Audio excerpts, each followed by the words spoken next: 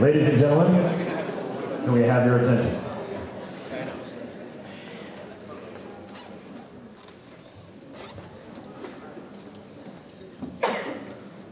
Can you hear us in the back?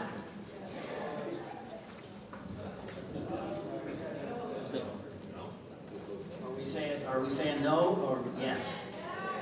Okay, I see people raising their hands up and thumbs up, so I'm assuming that they can hear us in the back. If any time you can't hear us, maybe somebody can reach out and wave or something, and we can start to tell. Okay? This time I'm going to call the San Dimas Laverne Joint Special Session to order. And I'm going to ask Mayor Hepburn to lead us in the flag salute. Those that can rise, please rise. Face the flag, right hand over your heart. Ready, begin. I pledge allegiance to the flag of the United States of America and to the republic for which it stands, one nation, under God, indivisible, with liberty and justice for all.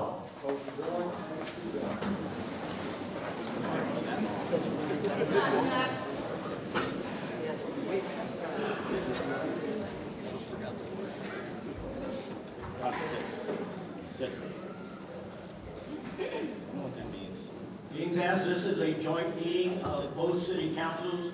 I'm going to ask the city manager, Chris Constantine, to take the roll. Thank you, Mr. Mayor. For the City of San Dimas, Councilmember Ryan Vienna. Here. Councilmember Eric Weber. Here. Councilmember Eric Nakano. Here. Mayor Pro Tem John Ebner. Here. Mayor Emmett Bedard. Here. All city council members of the City of San Dimas are present, and I will now turn it over to Ken Domer, the city manager of Laverne. Thank you, Mayor. Councilmember Steve Johnson. Here. Councilmember Wendy Lau. Present. Councilmember Michelle Cachapagita. Here. Mayor Pro Tem Rick Crosby is excused absence. Mayor Tim Hepburn. Present. Thank you. Some just basic logistics. Thank you for all coming. As you can tell, there's a large amount of individuals in the room. Behind me, behind this wall, there's a male and female bathroom, so this is where you can go. We ask that you do it from the back of the room so as to not interrupt the flow of the current meeting. Should there be a need for evacuating the building due to a fire or any other alarm, access points are in the back corners, the side doors, as well as the side doors where the deputies are. There's access points on all sides of the building to be able to evacuate the building, and we ask that you evacuate in an orderly fashion. So, Mr. Mayor, I will now turn it to you. Thank you. I just want to welcome everybody here to the City of San Dimas. Yes, sir.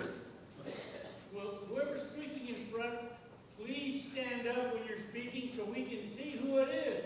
We can't see you back there. You're like in a hole.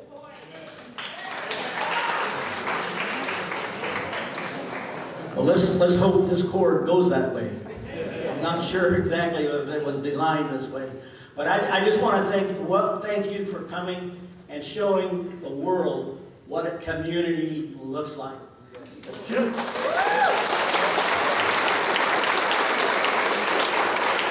often kid each other about San Dimas and Laverne, but this is what we are all about. And so thank you all for coming. I hope nobody had a real problem finding San Dimas City Hall, but if you did, you're not here, but I bet you people keep coming. But welcome. I think this is a good opportunity for Supervisor Barger to hear what's going on, and for what National Court can hear what people are feel about the project, and for us to get some straight information, and I think that's what everybody's looking for. So at this time, I'm going to turn it over to Mayor Hepburn to say a few words, and then we'll go from there.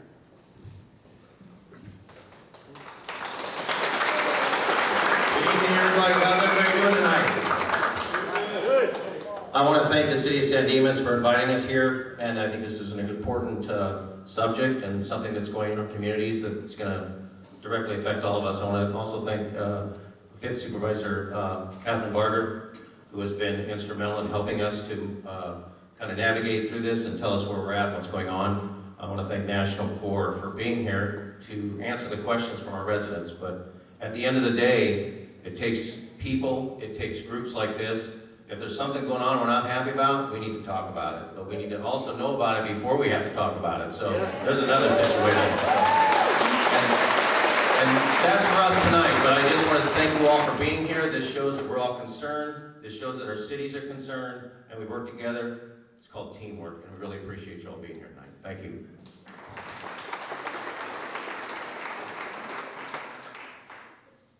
Right now, I'm going to open it up for my council members to just some brief statements on this, what we're dealing with tonight. I also want to say that Mayor Pro Tem Rick Crosby, his daughter is in a golf tournament in Ohio, and she's doing extremely well. And so that's where he is. He's with family. That's where we should be with our kids when they're in school, and she's doing amazing. So that's where he is tonight, and he does support with all the council regarding this development that we want to know why. I will start with Councilmember Wendy Lau. Good afternoon, or good evening, and I just want to reiterate thank you to everybody who is here tonight. It is really important for your voices to be heard. I think for National Core, I hope that you take a moment to really listen to what all these residents have to say. I think that we can all agree that the homelessness issue is a problem. However, I think that by force does not mean, or by right does not mean by force, and so engagement of the community is really important, so I appreciate you taking the time to sit here and listen to the important things that these people have to say. This is their neighborhood, this is where they've lived for however many years, and it's important to take that input into account. So thank you everybody for being here. I know it's the 4th of July week, so thank you for taking time out of your busy schedules. Councilmember Steve Johnson. I just want to say thank you for being here. This is a very important issue for the entire community. We do want to listen to hear what National Core does have to say. Please be cordial.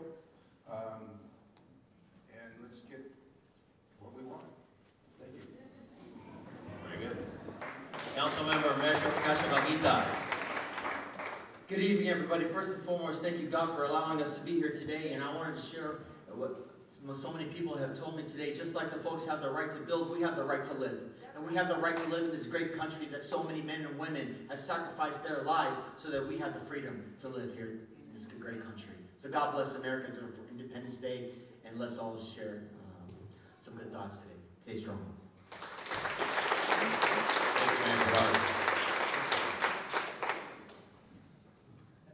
At this time, I'd like to introduce the San Dimas City Council to say a few words. Councilman Nakano.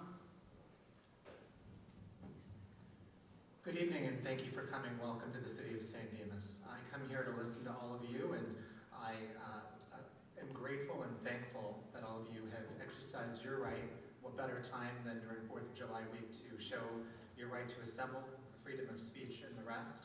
And so I look forward to the discussion and dialogue that will happen today, and hope that we can come to some sort of solution or agreement as we move forward through this process. The only request I have is that I know that at times things can get very heated. My request is that the homeless, those experiencing homeless, some of them do, in fact, experience drug addiction and mental illness, but many of them do not.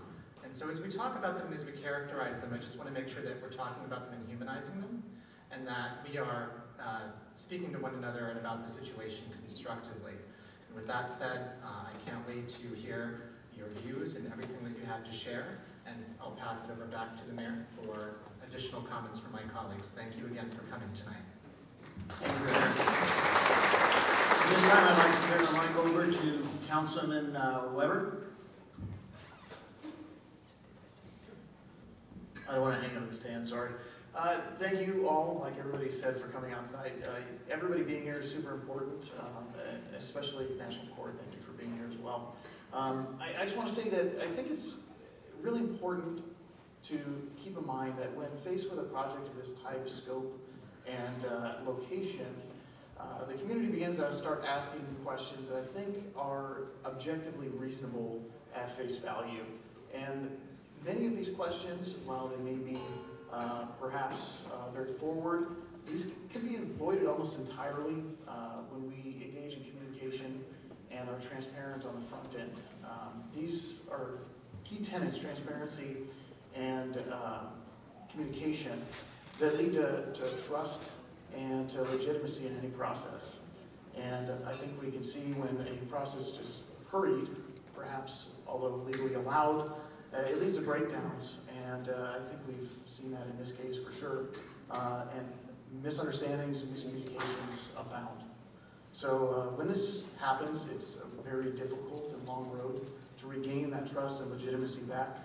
And I just want to convey the sentiment that has been conveyed to me many times on behalf of community members, and that's that this isn't personal against National Corps, against anybody in the county or the cities, but members of our community really value the atmosphere that both Laverne and San Dimas share, and that's something that they want to protect, and that is something that they do take personally. So, thank you.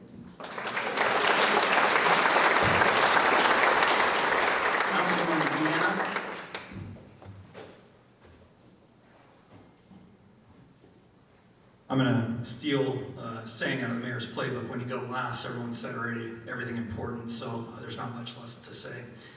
But I will say this. I came here tonight to listen to you, and I want to acknowledge National Corps and thank you for participating in this. And I think the past is the past, we're in the present, and I think you guys have demonstrated in collaborating with the supervisor and her office and her staff a willingness to listen. So I commend you for that, and I want to thank the supervisor and your staff for doing everything that you've done to get us to where we're at today. I also want to say something that my colleague Councilmember Nakano talked about.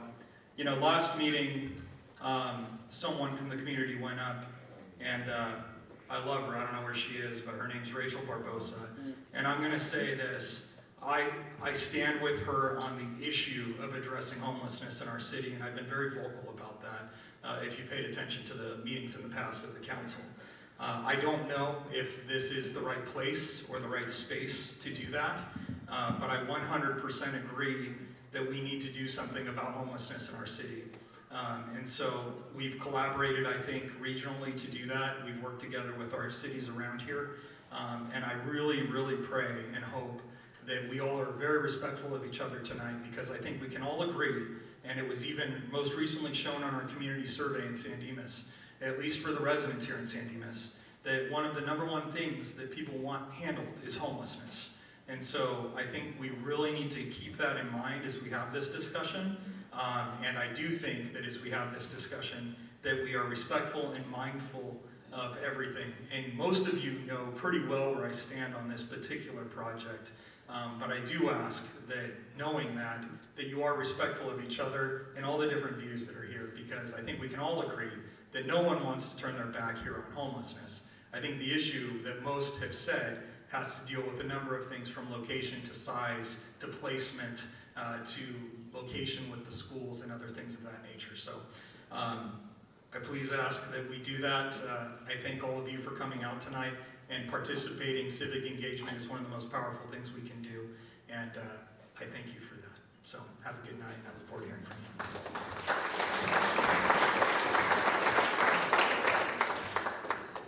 Mayor Pro Tem John Ebner. Good evening, everybody. I guess it goes without saying that this whole process got off to a pretty rocky start, but I want to echo something that Ryan just said, that was 3 months ago, and now we're where we are. I want to thank National Corps for listening along the way and making some modifications to a point. Looking forward to some more. I especially want to thank Supervisor Barber, who had her office and her planners have been working hard to make this project palatable, if you can get to that point. And then lastly, I want to thank the community for coming out.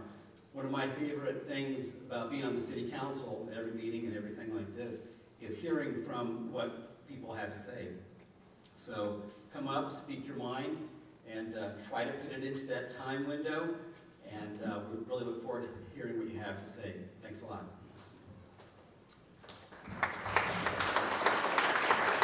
Thank you. At this time, I'd like to introduce Supervisor Catherine Barter, if she has a few words she might want to say. Well, first of all, I want to thank you all. I've said all along, and prior to being a supervisor, I handled this issue, health, mental health, children's services, and welfare. And I've said, and I've told CORE this, in order for a project to work, the community has to be behind it. And there's been some misinformation in terms of this being a county project. It is not a county project. The only role the county had was they applied for a grant, a $7 million grant, which we pulled back when we found out, or I pulled back when we found out that they had not done community outreach. Because, as I've said, the community needs to be involved. So I appreciate the acknowledgement as it relates to the role that our office has played. I want to thank CORE, who did modify the project, but make no mistake, this is a private property and a nonprofit putting together a proposal, and because the state changed the laws, it's called a by right. And I'm as frustrated as you are because I like to fix things. And this is very frustrating for me because I hear loud and clear, and I want to thank you all for using your voices. We've heard you, I've heard you. I want to thank my staff who has been funneling at Vicki out of my San Dimas office. But we need to hear from you, because this is not the only project I'm dealing with. I'm dealing with it throughout the entire unincorporated area. These projects are coming up because they are by right, and one of the things I've challenged the cities to, and that we're going to work on, is we need to force the legislature to modify the existing law so that they have to conform with the community standard districts in both the unincorporated but also the city. Because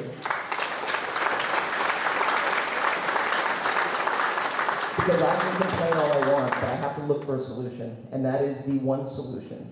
Because it's happening in unincorporated, it's only a matter of time before it happens in Laverne and San Dimas and other cities. So I want to work with you, I promise you that. I look forward to hearing from you. I want to thank you for using your voice.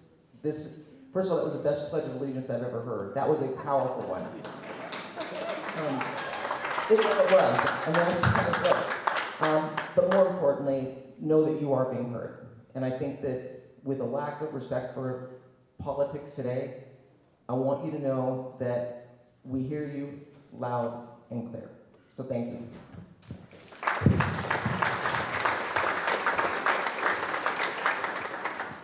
Thank you, Supervisor Ward. Just a matter of my interest, would you please raise your hand if you plan on speaking tonight? Okay, seeing the number of people that are raising their hand, I am going to make an executive decision after I consult with Tim. We're going to change it to 3 minutes, okay? But I would ask you at the end of 3 minutes, be respectful to everybody in the, in the audience. Stop at 3 minutes and move on. And I would hate to have to say please. So just if you don't mind, we have the time up there, and then we're going to go. So at this point, I'm going to turn it over to Tim, who's going to introduce both the city managers and who are going to give you some ground rules for getting to that podium and saying what's on your mind. I think he just said that, but that's good, thank you. First of all, I want to introduce Chris Constantine, if you don't know, the city manager of San Dimas. Thank you, Chris. You've been a leader in this also, and we really appreciate what you and your city have done. So, round of applause for Chris. Also for our city manager, Ken Domer, city of Laverne, again. They've been working back and forth on this with our county supervisors, the county supervisor staff, and all the entities involved to give us this information to our residents, to let us know where we are, what's going on, how we can all work together to discuss this and figure out what path we're going to take on this. So with that, I'm going to, as Mr. Bedard said, you guys are going to lay out the ground rules for tonight's meeting. Thank you all. Thank you, Mayor Hepburn and Mayor Bedard. So this is an official special meeting of the City Council intended to receive presentation and input from the public. And so in accordance with the Brown Act, we provide an opportunity for the public to be able to address the governing body. And so we've allocated 3 minutes for each individual that wish to speak to come forth to the podium and be able to speak. While we do not require a card, I know that we have them floating around out there, so if you filled out the cards, we will take the cards and we will go in that order. But as soon as we've exhausted those cards, we will open it up for anybody else who desires to come forth and be able to make the presentation. Knowing that each presentation could be up to 3 minutes, what we ask is no more than 3 individuals line up so that the speaker who has 3 minutes, the 2 others are an additional 6, no more than 10 minutes is somebody going to be standing at the podium. And I think that's more efficient than having a line of 20 people or 1 person and trying to figure out who's going to be next. In terms of the process, we're very thankful to have National Corps, who's graciously decided to do a presentation here first. We will then go to the Department of Regional Planning, who's also in attendance, the Los Angeles County Development Authority, LOCDA, and Los Angeles County Homeless Services Authority. And we're especially grateful for Supervisor Barber's office and her staff that have come tonight to also support and provide information as necessary. We will go through all the speakers. There is no end time in terms of the meeting. So in some cases, councils establish an end time at, let's say, 8 o'clock, and at 8 o'clock the meeting has to stop in accordance with the Brown Act. There is no end time with regards to here.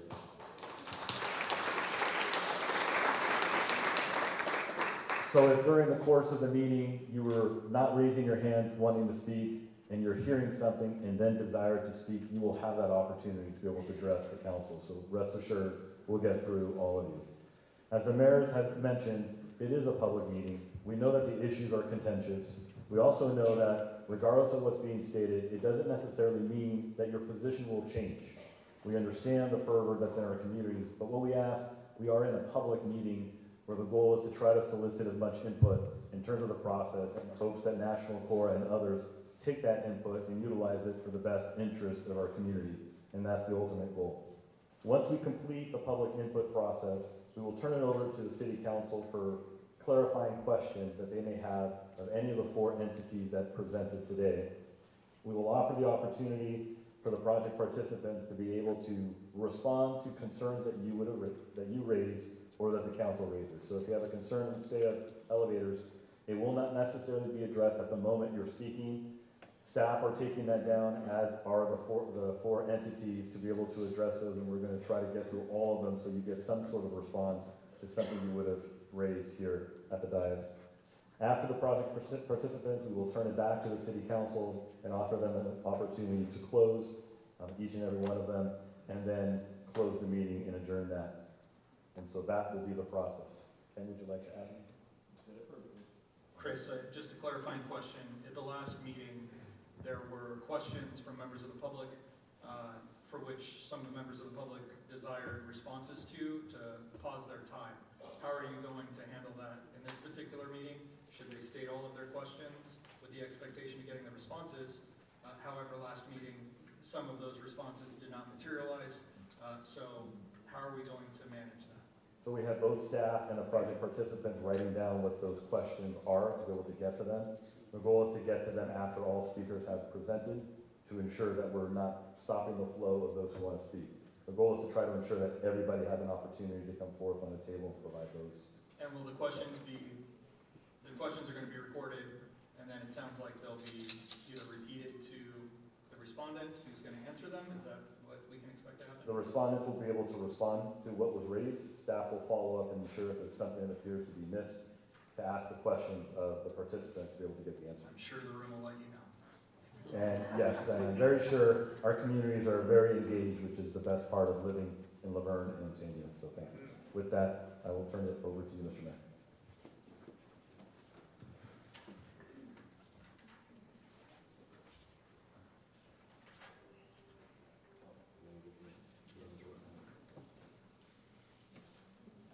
I will actually start calling the speakers.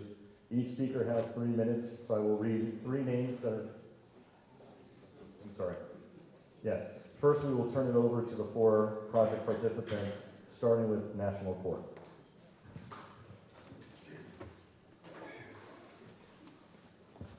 Thank you, and good evening, council members and community members. We look forward to hearing from you tonight. Based on feedback we've already received, I want to share some updates. Also want to take a few minutes and share a little bit more about who National Corps and the Hope Through Housing Foundation are. Tonight you'll be hearing from a few of us. My name is Greg Bradbard. I'm Senior Vice President for National Corps and also President of the Hope Through Housing Foundation. We also have with us Michael Della Torre, who is our Senior Vice President of Development for the Los Angeles region. AJ Gulka, who's our Director of Permanent Supportive Housing and Resident Services for the Hope Through Housing Foundation, and also Courtney Richard, who is our Vice President of Property Management. So I want to start to share a little bit about who National Core is. Some of you know National Core is a locally based affordable housing organization. We were founded 30 years ago and dedicated to using affordable housing as a platform to elevate the health, the well-being, and the self-sufficiency of our residents. We are a nonprofit. That is our mission. Our mission is all about creating environments where the most vulnerable in our community can be served and where they can grow, where they can thrive, where they can be successful. You can see we have over 10,000 apartment units that we operate, over 30,000 residents. That includes children, families, seniors, special needs populations as well. And we're what we call vertically integrated, which means we do our own development and planning, we do our own construction, we do our own property management, and also supportive services. So what that means is that when we build a building, we care about it, we're going to be managing it long term, which means we want it to be successful for our residents, we want it to be successful for the community as well. But like I said, at the end of the day, this is really about people. It's about those most vulnerable, in this case, homeless seniors in our community who need that housing, and our goal is to help make them be successful. So with that, I'm going to introduce Michael Delatorre, who will share a little bit about the project and some updates that we've made there. Great. Thank you, Greg.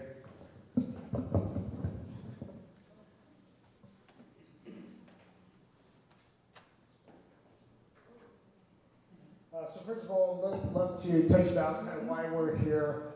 Currently, Los Angeles County has a list of goals and priorities. And it ranges from the location, the population, and who we're servicing. And what we did at National Core was present a proposal that aligned with those housing goals.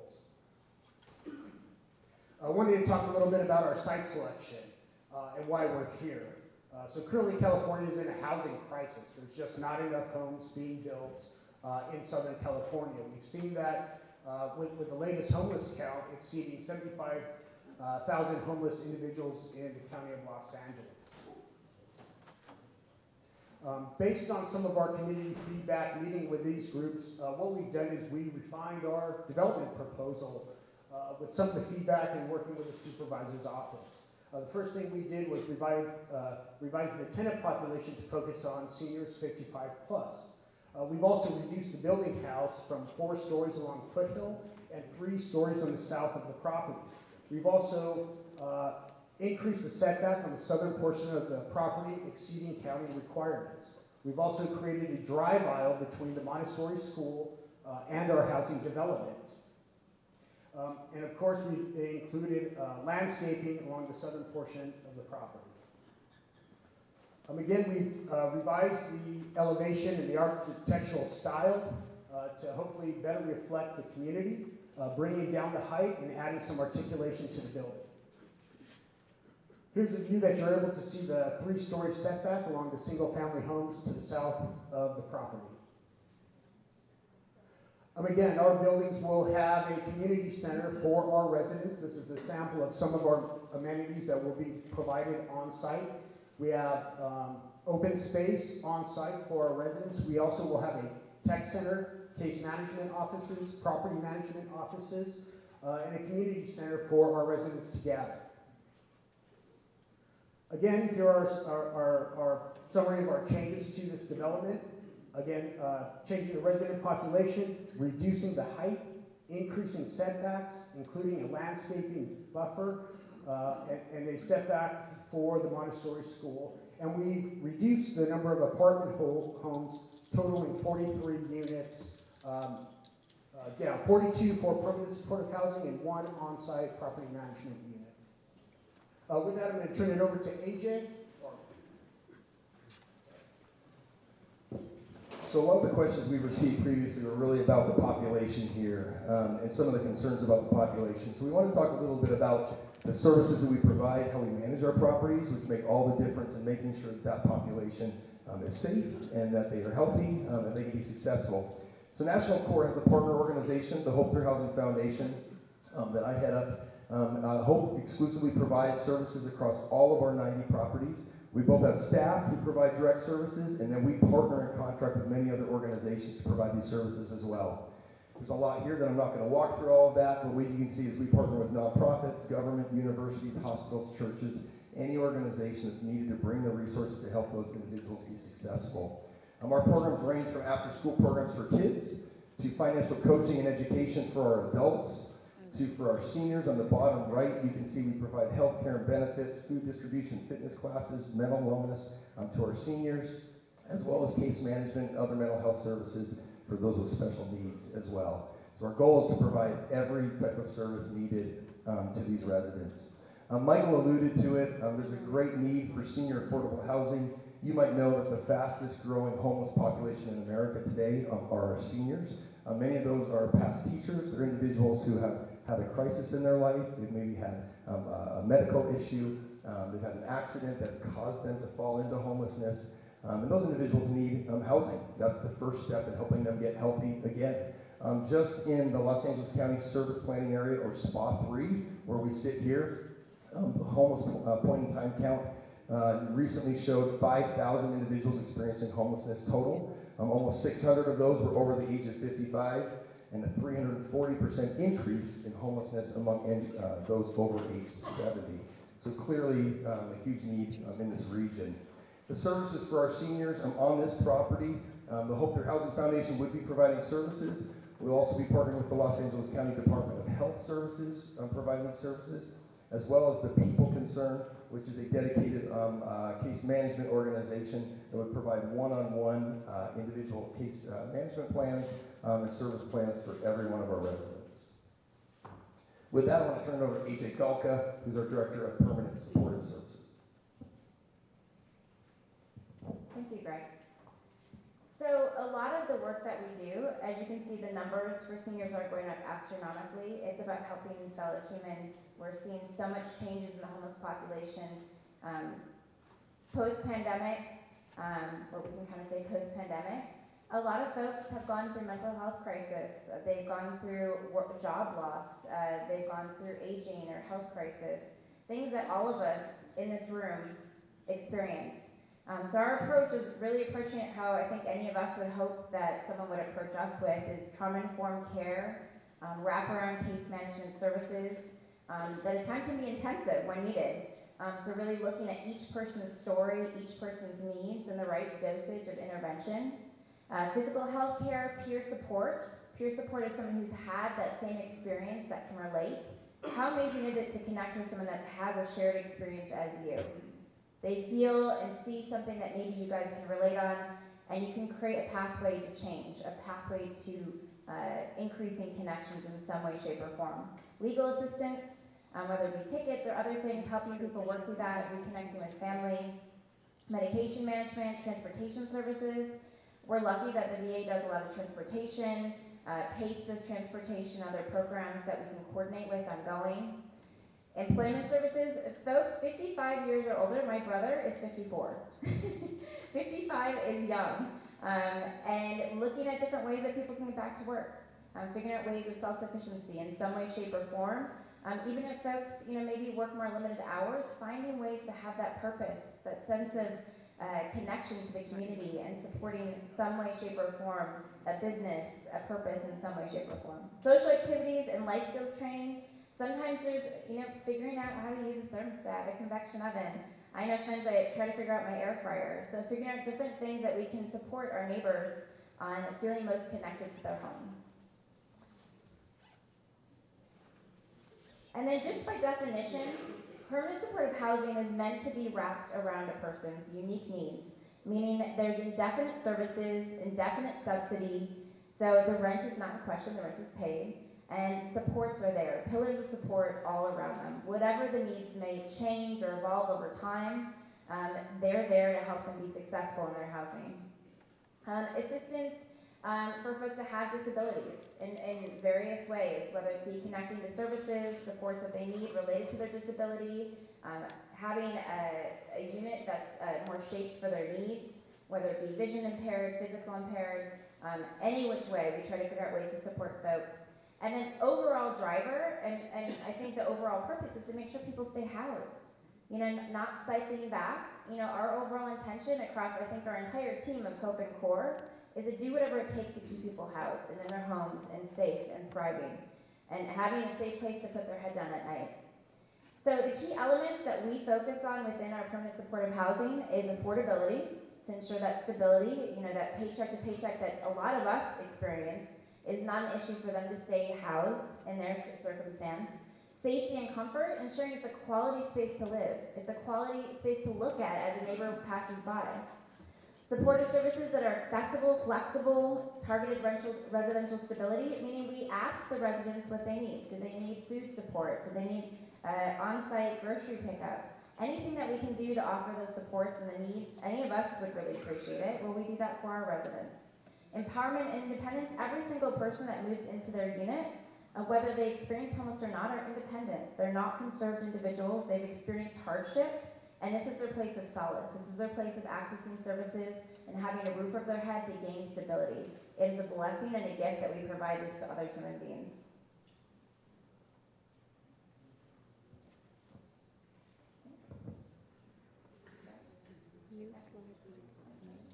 Sorry, guys. The next slide is our experience. We've done this a very long time. We have a really large portfolio, meaning we have a lot of experience. Over 608 units across California and other states, 25 sites of vulnerable populations like Greg mentioned, a wide variety of populations, whether it be our veterans that have served our country, that might experience PTSD or medical needs that need that extra support and stability to stay housed, or our seniors, or transitional age foster youth, or families. It's diverse. It's a variety of stories of how folks got there. 708 units, 21 sites that are in our pipeline, whether they're in development, they're in construction. So we have a lot of units coming on board.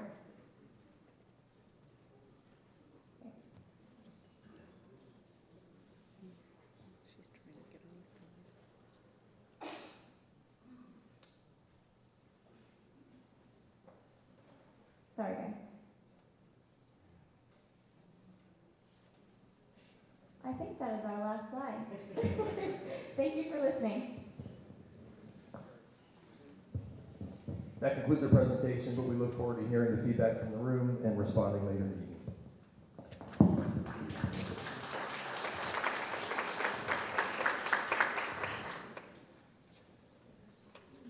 Good evening, everyone. I'm David DeGrazia. I'm here from the Department of Regional Planning. So I just wanted to give a brief update on the planning process, how the entitlement process works for a project like this, and then let you know where we're at in that process. So as the supervisor mentioned earlier, because this is 100% affordable supportive housing, state law does require that we apply a ministerial permit for this. What ministerial means is we have limited authority to make changes or to deny this project if it complies with all of the county's codes and regulations. And so where we're at right now is we're still reviewing it. 2 county departments are still taking a look at it. We expect to have information back from them shortly. If all goes well with that, it could possibly be approved later this summer, possibly early fall. And that is where we're at. Thank you.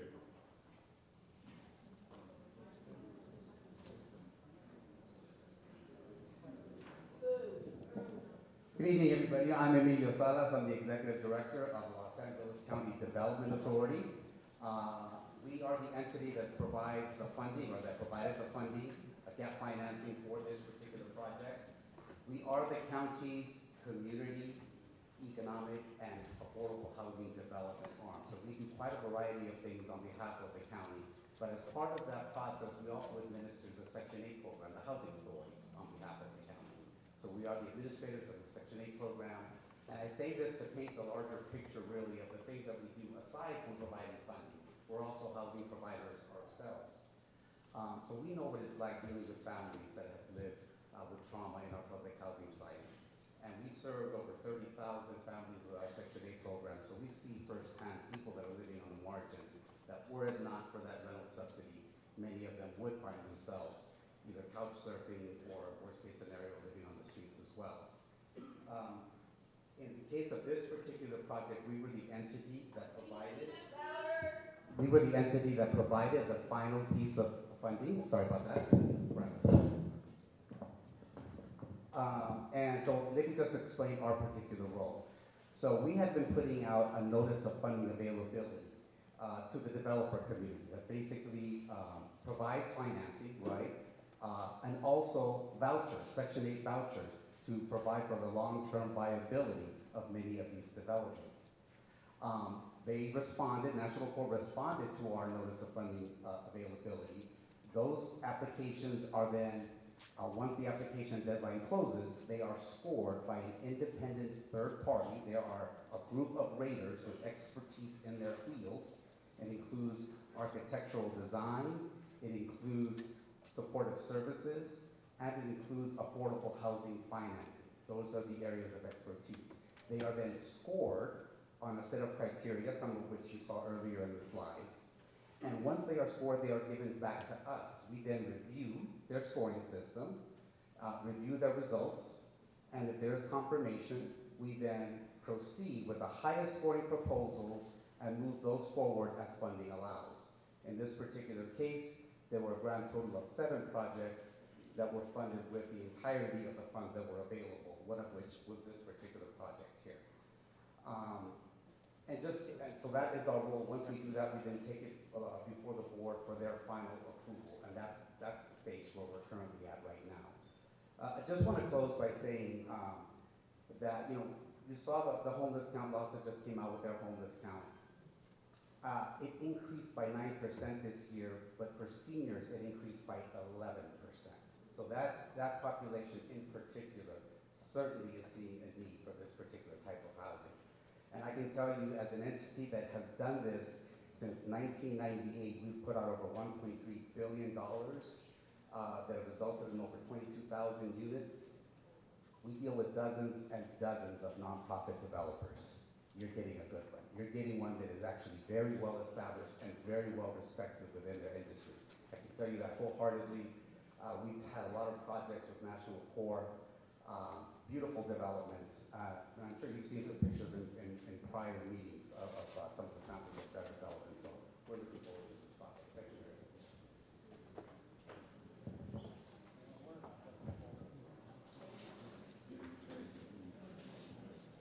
Good evening, folks. My name is Nathaniel Vergao. I'm with LASA, the Los Angeles Homeless Services Authority. Can you hear me now? Okay, apologize. Let me start over. My name is Nathaniel Vergao. I'm with LASA, the Los Angeles Homeless Services Authority. I am the acting chief program officer for LASA. And I actually did not come with an intent to make a presentation, but to be available to answer questions. Given that I've been slated as a speaker, I will take just a minute. My fellow presenters stole my thunder in terms of the homeless count results. I do want to reiterate that we did see an 11% increase in seniors 64 and older across the county, compared to a 9% increase for the general population. So we do see an increased need for senior housing across the county. That is not just the LA County issue. This is an issue that we are seeing across the nation as homelessness among seniors is rising at an alarming rate across the nation. I do want to share briefly, just hopefully to preempt some questions in terms of how residents will be matched to this building. So this is a project that we match through the coordinated entry system, which is a centralized coordination of homeless services across the county. We do work at a regional level, as was mentioned before, at the service planning area level, so that we can have a regional approach to homelessness. I do want to share that, and it's especially relevant, I think, to this project, but we recently passed some additional guidance in how we match individuals to subsidized units like these, project-based developments, that allows for and designates that matching will happen based upon program enrollments within outreach or other services local to the area. And so that we are really focused on and allowing folks to be able to remain in the communities that they call home. So while I can't guarantee that every single one of these units will be matched to somebody from San Dimas or Laverne, we do focus at the local area before expanding beyond that. So we would be serving folks locally before serving folks anywhere else within the service planning area. So I will be available to answer any specific questions if there are, but I will leave it there. Thank you. Thank you, Nathaniel. Are there any other follow-up comments by the project participants that you would like to present? Okay, so we'll now take it to public comment. As I mentioned earlier, we have 3 minutes for each speaker. To the right of the podium here in front where you will be speaking, you will see a timer that counts down from 3 minutes. When that timer reaches 0, I believe it's going to buzz, but we will be cutting off discussion at that point in time. If you don't want to speak, but later decide you want to speak, that's not a problem. We'll make sure we make a call for those who desire to speak. I have a number of cards. I'm going to name 3 names so that the first 2 or 3 can come forth and be ready to speak. After we get through the cards, we'll open it up for those who want to come forward. No more than 3 at the line to be able to present. What we will be doing, along with the project participants, is documenting specific questions that you asked. For example, how many individuals will this house? Question. So I ask as you're presenting, try to be very clear about the specific question that you're desiring an answer for. Speak a little bit slowly so we make sure we're able to capture that. And by the end, should be able to get through every question that you're getting an answer. So with that, we'll start with Mr. Glenn Holt, Pete Lewis, and Pat Leach. Good morning, everybody. I was here last time when we listened to your spiel on your logistics in choosing this site, claiming, what was it, 0.1 for public transpo, the bus, with only, 43 people and 16 cars? It's a lot of people riding a bus to go nowhere. You talked about job opportunities in the immediate area, and I asked you guys the question, what's a senior citizen gonna do? Go wait tables at Mr. D's? Are they gonna become a barista at Starbucks? Because those are the businesses you're talking about. None of those are viable for anybody to get back on their feet. Those are teenager jobs for them to get, a little bit of experience in what real life is about. Now, we're gonna talk about this area again. You guys are trying to make the changes to make things easy. You guys didn't give us an update on the new cost since you guys changed it from 5 stories and 54 units to 4 stories and 43 units. So let's just go with these old numbers because that's what I still have in my head. $35 million for 54 units. That's $650,000 per 1-bedroom apartment. I live in $1 million home and it could burn to the ground and it would not cost me $650,000 to build my house again. To me, this is a gross dereliction of LA County's oversight on how our tax money is going to be spent. 100%. $650,000 for 1-bedroom apartment. Now let's move on to how you guys subsidize the incomes. 30% is what you guys charge them for the rent of their income, correct? The average, if I remember correctly, the average 1-bedroom apartment here in San Dimas and Laverne goes for darn near $2,000 a month, about $1,500 to $1,700 a month. How much money are these people going to make working their jobs that they work that they have to take a bus to? How much per unit are we, the taxpayer, going to be on the hook for? Again, something LA County needs to look into so they're not wasting our tax money like all the other big governments here in California.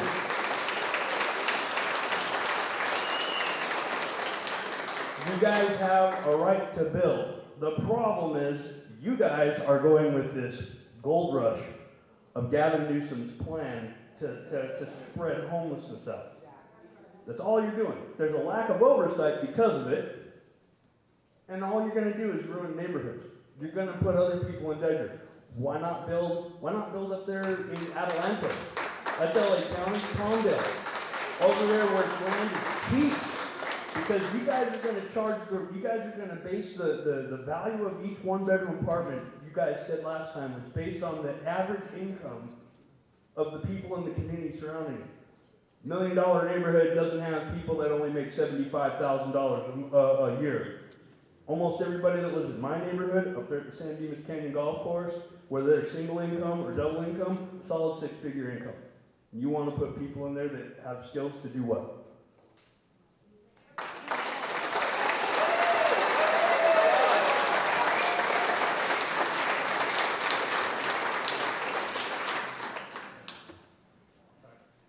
This project with Foothill was made.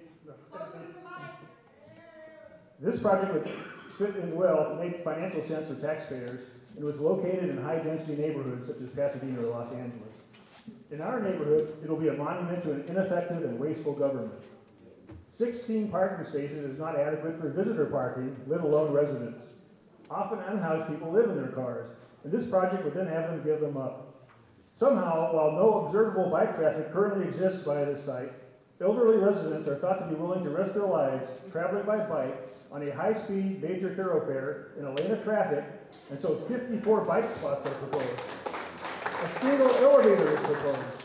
Yesterday I went by the Glendora Library, noticed their elevator was out of service. What are disabled elderly people supposed to do when this occurs and they need to leave? At least Glendora has handicap ramps. This project has been poorly thought out. No one deserves 3 or 4 story apparition springing up behind their back fence and towering over them. All by itself, it should be enough to stop this project in its tracks. But that doesn't consider the most important facts.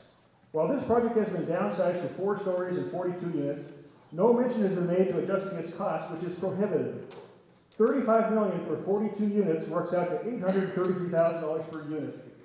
In a city where currently you can buy mobile home units from $99,000 to $250,000, easily, a properly designed mobile home park elsewhere in LA County could easily house 300, 400, or 500 currently homeless individuals and can be completed in a timely fashion. Quicker, less expensive, more effective, and certainly nicer to live in, rather than an ongoing virtue signaling effort which would house only 42 and devour a large chunk of our money. Funding this project will only ensure the homeless crisis will continue to extend and expand, while more projects like this continue to be approved and with no end in sight. We need real change, not this posturing, which actually produces overall harm to total homelessness compared to other available options. I urge everybody to stop funding this stuff.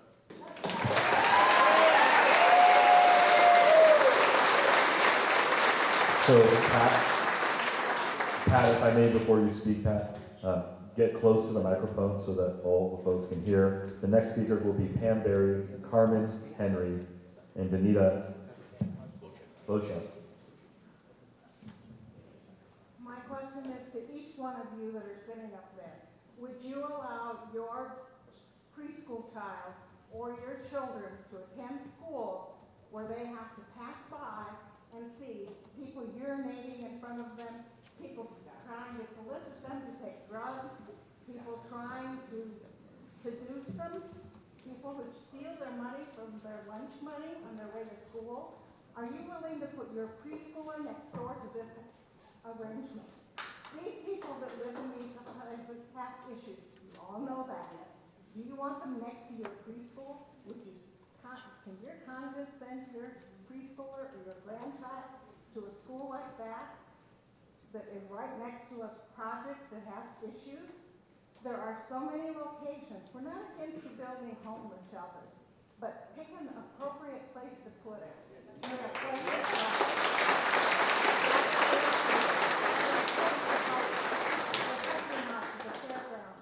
you have places like empty warehouses that aren't involving children, that you could put these. Why are you putting it next to our children?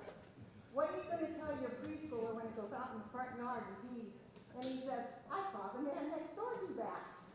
What are you going to do when they start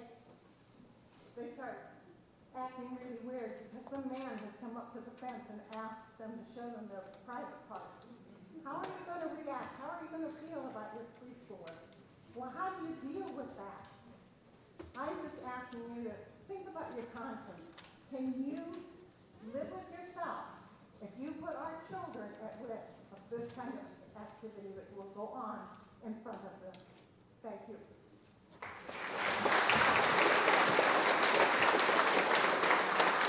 Pam Berry, Carmen Henry, Danita Beauchamp. Good evening. I have a few questions. First of all, you mentioned that Laverne and San Dimas residents would be primary but otherwise it would extend out to the rest of the service planning area. How big is the service planning area, and how far away is that from Laverne and San Dimas? Okay, so now we listened to the presentation. We talked about seniors 55 plus, vulnerable, support, thrive, success, great words. Targeting special needs, great words. But the services need to be applied. They're not going to live in that box. They need to be applying those services, such as jobs, medical, legal services, social opportunities, and a grocery store. So the 5-mile radius of opportunities is abysmal.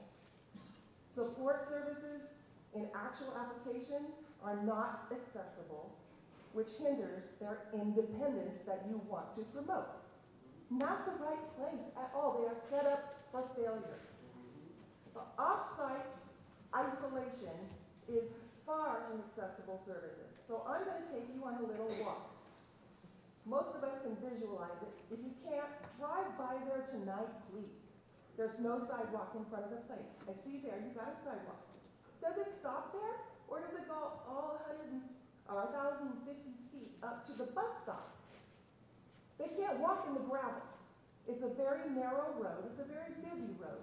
And up at the top, right before the bus stop, it's not even wide enough for a sidewalk.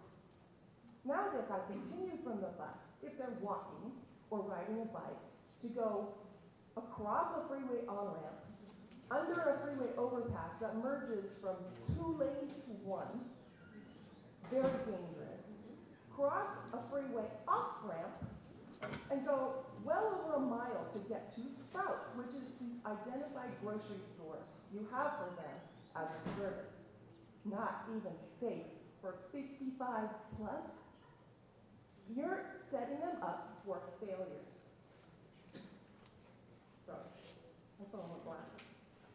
Okay, so we got the sidewalk. You're trying to walk there. You're trying to get there. There's no really accessible services. Jobs. The nearest hospital is in Pomona. It's the wrong place. It's not going to help them. They're going to be locked in that little box or trying to figure out where they can go for what they need. You need to find a better place. That one is not going to work.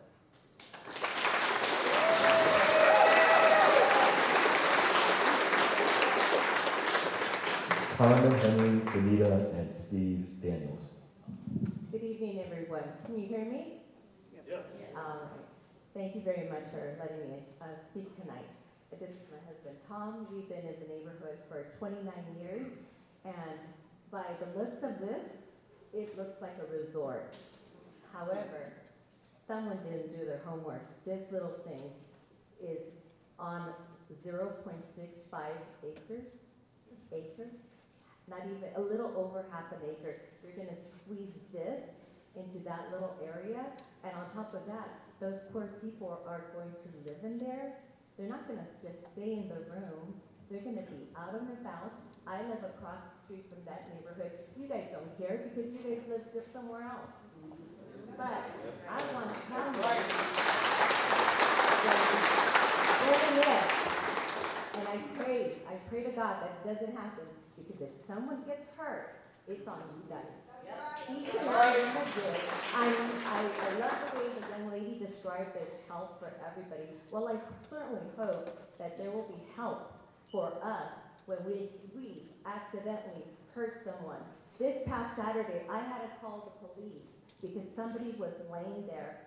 Some people just don't want to get help. Some people do want to get help. I worked in education. I know how it is. But some people have mental issues. That's the real issue that you should be addressing, using one of your avenues to go ahead and help those people, to really get the help that they need. I was looking on your internet. The facilities that you have are huge. This is one of the smallest ones you have, and then it also has East LA County. Well, will you be bringing those people from East LA instead of helping the people from Laverne? Will you? Probably not, or maybe so. That's on you guys. However, I know that Mayor Bass wants to get all of the homelessness And mind you, I'm a very compassionate person. I love everyone. I love God. But one of the things I cannot stand is for people to pull the wool over my eyes. Okay? So those people, if that happens, they should be the ones from Laverne or San Dimas, if it does happen. Go ahead. Real quick, my name is Thomas Henry. It's a 43 occupant development. Where's your compassion for housing people in such a small little area? They have issues with elderly issues and mental issues, medication issues. They're going to be out and about. There's a danger to them on that busy Foothill Boulevard. The accidents and the trauma caused to them and motors that have to live with that trauma is disgraceful. With the money you're spending, you can spend it much better somewhere else.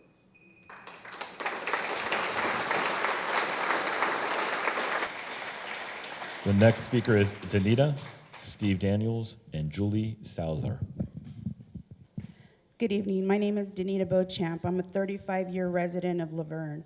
I want to thank LA County Supervisor Catherine Barger and her staff, both city councils from San Dimas and Laverne, as well as LA Regional Planning, National Corps, for making themselves available to meet and in person with the residents and the business owners that are affected by this proposed housing project. National Corps' founder and former CEO, Jeffrey Burham, was indicted for money laundering and political bribery. In National Corps' second Zoom meeting, they showed a video with former LA County Supervisor for District 3, Sheila Kuehl, who is currently being investigated for money laundering. Former LA City Council 8th District, Mark Ridley Thomas, was indicted and convicted of bribery and fraud. And Curran Price, a current member of LA City Council member of 9th District, has currently had corruption charges brought against him. For far too long, the long expense of these schemes and devious plans that cause cities, counties, and the state to lose money continuously fall on the backs of the taxpayers, and we are sick and tired of this. Using the numbers from the original project of $35.5 million, even if you factor inflation and use high-end products for building the locations, which we know you do not, because I have visited 2 of your locations and they do not have high-end. If you factor all of that in, 400 square feet for that size would be only $20 million. Where's that additional 15.5 going? Back to the campaigns of the elected officials who authorized for you to be in this position in the first place. A study was released just last week showing that the state of California has received over $20 billion. Yes, billions with a B, $20 billion.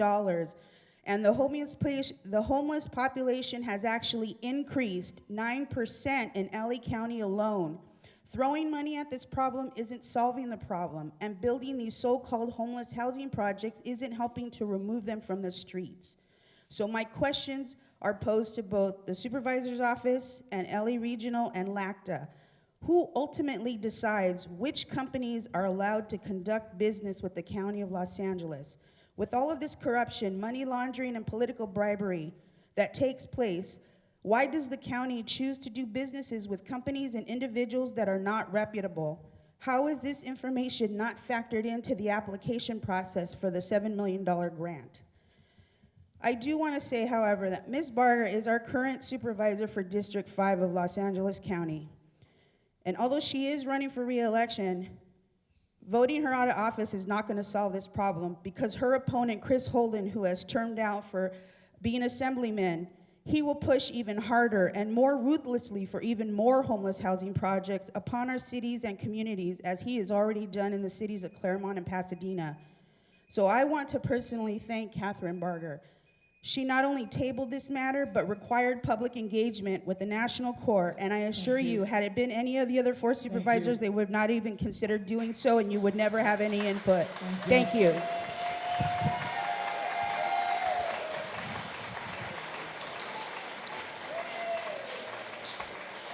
Steve Daniels, Julie Salzer, and Steve Duquette.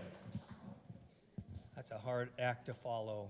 Thank you. First, this is for Linda Jones. She wasn't able to be here. She wasn't able to be here today, so I'm reading this on her behalf. We requested any documentation done regarding property values going up or down. Do we have any documentation? Please give us that tonight. Nothing gives us the right to make a positive or a possible negative impact on our legacy without any notification. My family chose this location in 1976 and moved into because we wanted to have a safe place for our small children neighborhood to grow up in. We saw families grow, play outside, and feel safe. This is our refuge. This is our home. This project came at us, and yes, I did say at us. The decisions were made before we had a chance to respond. The way the project has been managed is demeaning and a terrible, disrespectful. It's affected our lives monetarily and emotionally. Whoever made this decision without informing the stakeholders is not considering the fact that our world has been terribly shaken. It has made a huge change in our world. The families that live here deserve respect.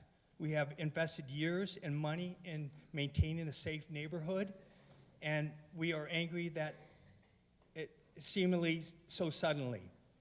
I have two questions. Do you have documentation on the property values? And how are you going to do to ensure physical safety of the elderly in building during the medical emergency or fire? How do you suggest a quick, efficient escape route for the elderly? How are you going to address the safety issues? Thank you.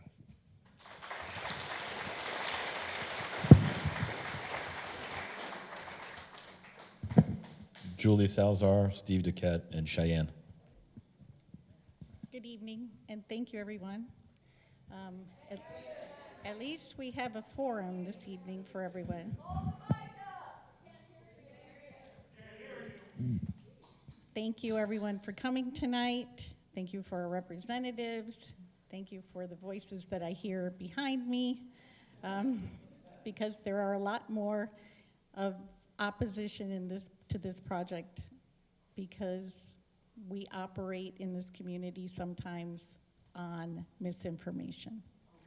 And I want CORE to specifically and slowly address the situation with the people who keep saying the same things over and over and over again. This is not a homeless shelter. There are not going to be people urinating outside. This is an apartment complex for people 55 and older, so that means people over 10 years younger than I am. My husband is almost 80 years old. There is a bus stop in front of the 7-Eleven. There's a bus stop in front of the Arco station right across the street. My husband walks from our house over to those bus stops, takes his connection to Metro, takes the Metro to Santa Monica, and goes to work. He rides his bike. We walk. We've lived in this area over 40 years. I've worked in that complex. This is no threat to the school next door, as evidence. Excuse me, if we could just give the speakers some respect, please. As evidenced by the other projects that CORE has put together. You have a 93% retention rate. That means people stay in these complexes. They don't leave, they don't wander, they don't cause issues. They're happy to have placement.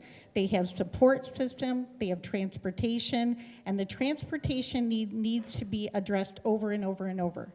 We have Dial-A-Ride, we have the bus, we have the Metro system in the area, we have 3 hospitals, we have health, dental, all kinds of agencies within that area. They're not going to be walking to these complexes. Just like all the other senior complexes in the city, we have more than ample ways to coordinate transportation to these areas. I took care of my mother for 22 years. I know we have services in the area. I took in homeless for over 30 years into my home personally. I know they need services. And I took care of homeless women that were burned out of their homes, and there are no placement for them. Thank you very much. Next speaker. Next speaker is Steve Duquette, Cheyenne, and Michael. Mr. Duquette, if we could please give each speaker the respect that they've given you. So let's come on. I know we have a lot of feelings here about this, but we need to give our speakers some respect. So please, keep it down while these people are speaking. Thank you. Steve Duquette, Cheyenne, and Michael Harrison. Good evening. My name is Steve Duquette, and it's a good thing to see the city councils of Laverne and San Dimas come together, and the supervisor to join as well.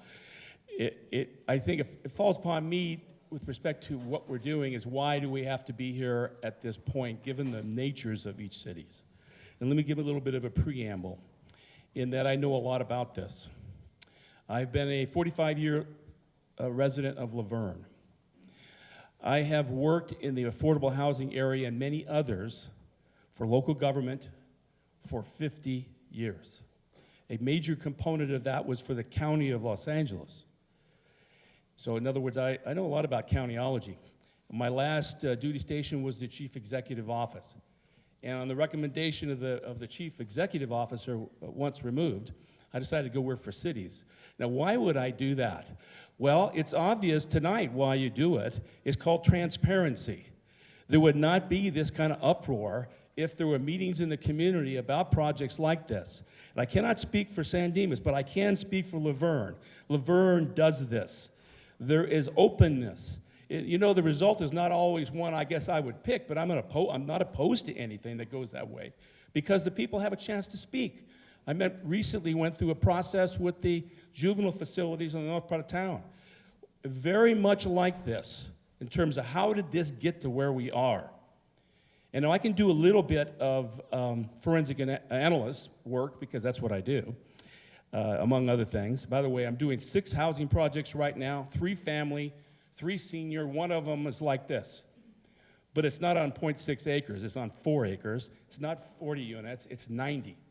And I'm working with the city that I've been working with them on this for 15 years. And they're going to get exactly what they want in the right place and managed the right way. If this kind of project is managed well, it would be a good thing. I heard the comment about, what about the neighbors? Well, I imagine the neighbors don't realize a project like this of this height, not necessarily how they operate internally, would create an incurable defect with respect to their property, which is a decrement to value. They will lose a lot of money in equity because this is here. It's a monster on Baseline Road, which in the evening is one of the busiest places you would go eastbound to go home. It's pretty reckless out there. So maybe the sheriff and the city of Laverne might look at that a little bit more carefully. So as I see this, I see that the scale here is out of place. It's too high, sticks out. If it was 2 4s, that might be different. And it's in the wrong place. Single-family residential in the wrong place. One last comment to Emilio of the county. You should make a meeting with Supervisor Barger for tomorrow and apologize with your words that I provided the final piece of funding. You did not. Funding is solely that of the supervisors. They make the decisions, not you. Thank you. I recommend against the project.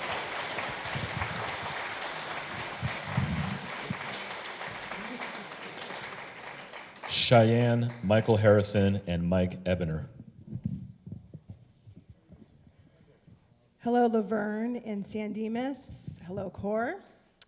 As a local resident of young children who shops in these neighborhoods and has a family business in downtown San Dimas, I'm greatly concerned that you are advertising this project as senior housing. If current and or formerly homeless individuals will be occupying this building, will there be any accountability for the residents via drug testing and background checks? How can we ensure that the children next door at Montessori School will be protected? Have you considered the fact that residents next door to this proposed building will essentially be swallowed up by a 4-story housing complex? I have many questions for you, but before I get to those, a project like this has its place, not in a neighborhood like this. It is against the demographic, and we can see that there is land all across America virtually. Up in the hills, out by the desert, like there's endless land, but why are you choosing this piece of land? Is it of financial benefit to you? I'd like to know. I'm sure the people here would like to know. Some questions I have for you. Number one, how do you plan to keep the children safe? I'm sure many of you are parents. As a parent myself, as I'm sure almost everyone in this room has a parent or children they love, put yourselves in the shoes of parents who are sending their precious children to this school. How can you guarantee that these children will not be flashed, that these children will not be preyed upon? You can say, oh, it's not like that, but how can you guarantee it? Number two, if you were to build, if you were a local resident that would be right next door or across the street from this proposed building, would you be happy about this project? If you were right next door to this proposed building, would you be happy about this coming into your neighborhood? Number three, are you okay with the fact that there will be lawsuits filed against your corporations and companies because of the crime that will inevitably happen because of this demographic of individuals who will be in our community as our neighbors? It's not a matter of if, it's a matter of when lawsuits come at you. Number four, how do you feel about destroying a small business, Olives Market?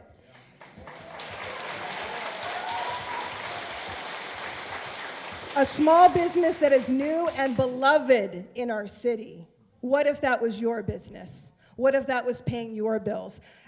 You know, you talk about like having compassion for homeless people, and I want you to know I have compassion for them. But we talk about walking a mile in someone's shoes. Walk a mile in our shoes and in the shoes of Olives Market.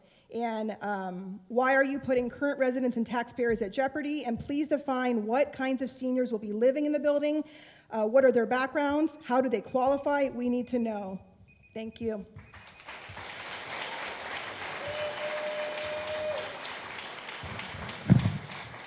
Michael Harrison, Mike Ebner, and Leah Bengal.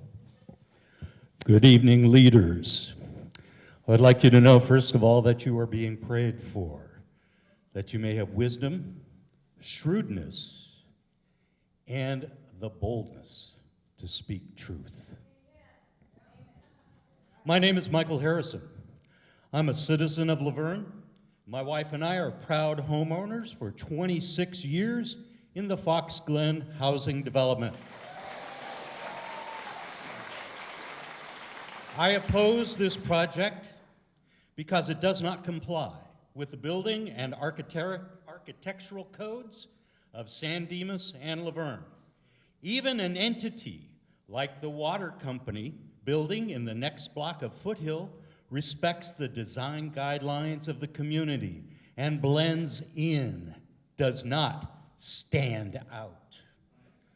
Unhoused adults, especially seniors, need to live near a transit hub, not a bus stop on a 4-lane throughway that transports people from the San Fernando Valley clear to Chicago. Essential services are required. How, and this is my question, please note it, how are the proposed residents supposed to get to transportation safely? How are they supposed to get to a hospital for a checkup safely? How are they supposed to cross the street safely when they may be impaired either by prescription medication or by disability? Thank you.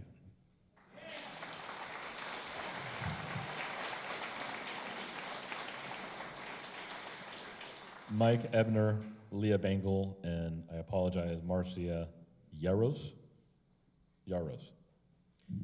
I just wanted to make one thing clear. The community is not, want to make one thing clear. The community is not angry at the homeless. They're angry at the developer. You're the ones that plan to build a monster-size, 5-story homeless housing project inches away from a school. You're the one that shows contempt for San Dimas and its unique history, and customs and standards and small town values. You're the ones that when this project was dragged out of the shadows and into the light, this was your first publication you put out promoting the wonderful things about the project. It's on the San Dimas website, and you brag about how there's neighborhood compatibility, that it's compatible, you claim it's compatible to the existing surrounding community. Those are your words, and everybody knows that's not true. San Dimas, almost every home, almost every building in San Dimas, over 99% of the buildings are 1-story or 2 stories. You planned on building a 5-story building that would tower over everything. Even 4 stories, it would make it the tallest building in town. And your setbacks don't come close to even our minimum standards. The front setback from the front of the building to the easement for the street, 5 feet.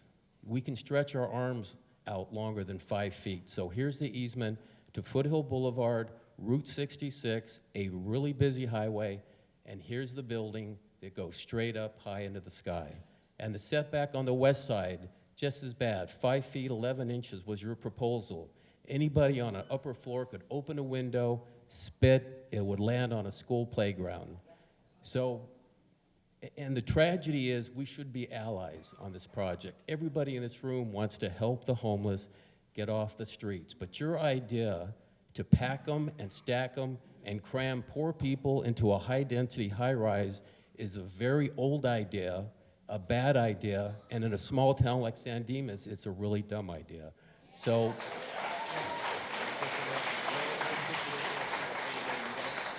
my one question is, will you join and sit down with the mayor of San Dimas and the mayor of Laverne who know this community? Will you sit down and work with them to find a better, smarter, and safer place to help the homeless? Thank you.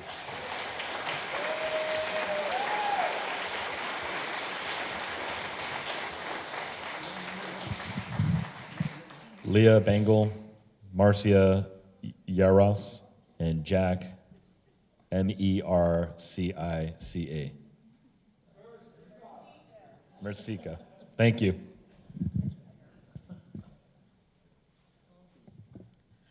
Good evening. I'm Marcia Yaros, and I'm not trying to jump the line, but I don't see Leah coming forward.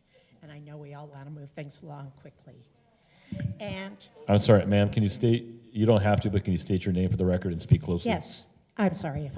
My name is Marcia Yaros, and I am a resident of District 5 in LA County for nearly 40 years, and I live in the neighboring community of Glendora. And I'm speaking out this evening about the need of every community to come together to find the right pathway to getting additional housing in our state. We're in the situation that we are in tonight where so many people are angry, in part because no community has wanted to go first. And so I look to the supervisor, the city councils, and the citizens to come together to find the right way to move this project appropriately forward. We all are sharing in the crisis of homelessness in our state and in our communities. And seniors are most likely to be on fixed incomes at a time of rising prices, as we all see. This development is expected to provide much-needed housing services and is intended to also benefit the local community with new sidewalks and parking and landscaping. I know that this is a minority viewpoint, but one of the things I love about our country is that everyone gets to speak their piece.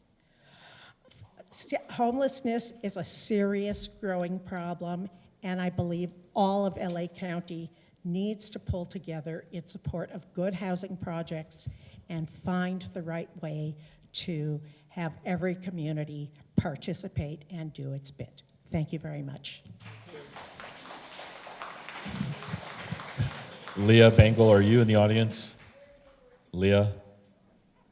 Okay, we'll set that aside and check at the end. Jack, and then Dennis Bertone, and then our third speaker will be Amanda Gutierrez. Okay, Jack Musica. I've lived in San Dimas now for 42 years. And I just have some questions, and a lot of the questions I'm going to ask have already been brought out, but I haven't heard any answers, and I'm hoping to get some before the evening is over. First of all, the people that are being brought into the community, is there any guarantee or is there any kind of assurance that these people do not have mental incapacity, that they're mentally competent? We need to make sure that the people brought in are mentally competent.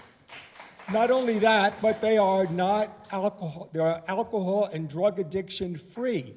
That's very, very important to the people in the community. And do they not have a criminal background? All right? Because if this were true, then you would not have to have them there for a long period of time. It should be only a safety net. A safety net where maybe they can be there for 6 months to get their feet on the road. I have a lot of compassion for the homeless, just like many of the others. I'm a devout Catholic, and I also support St. Vincent de Paul and the Foothill Family Shelter. So I'm concerned about homelessness. But we have to be also concerned about the community in which the homelessness are being placed if you don't have any assurance that they are mentally competent, that they are alcohol and drug addiction free, and they have no criminal background. And if you're going to put the people in jeopardy here by not making that assurance, and things do happen, then of course you would have to be open up to a lawsuit. I don't want my tax money going forever to this. This is not supposed to be someone that just takes advantage of the system and has no intention of finding work. It could care, you know, there's an old saying, you can't kiss a girl that's leaning away from you. You can't climb a fence that's leaning towards you, and you can't help someone that doesn't want to be helped. So we got to make sure that these people really want to be helped. Thank you.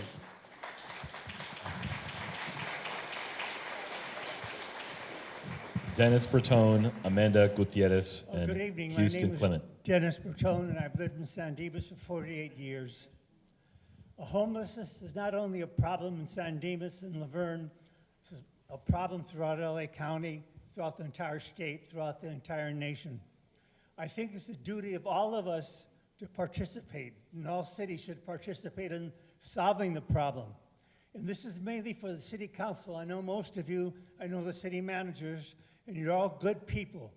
And what you should do is find a place that's more appropriate, because I think most people don't approve of this. This is what I hear, being built where it's being built.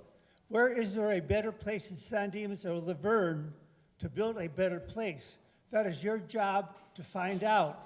And tell the city manager, and tell the supervisor for the county, this is where we want it.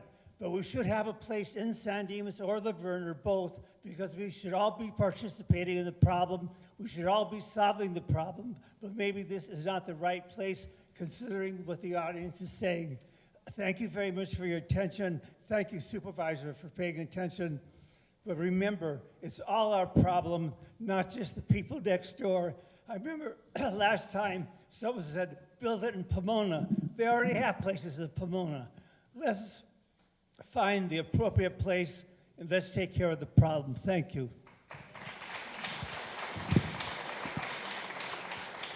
Amanda, Houston, and Rachel Barbosa.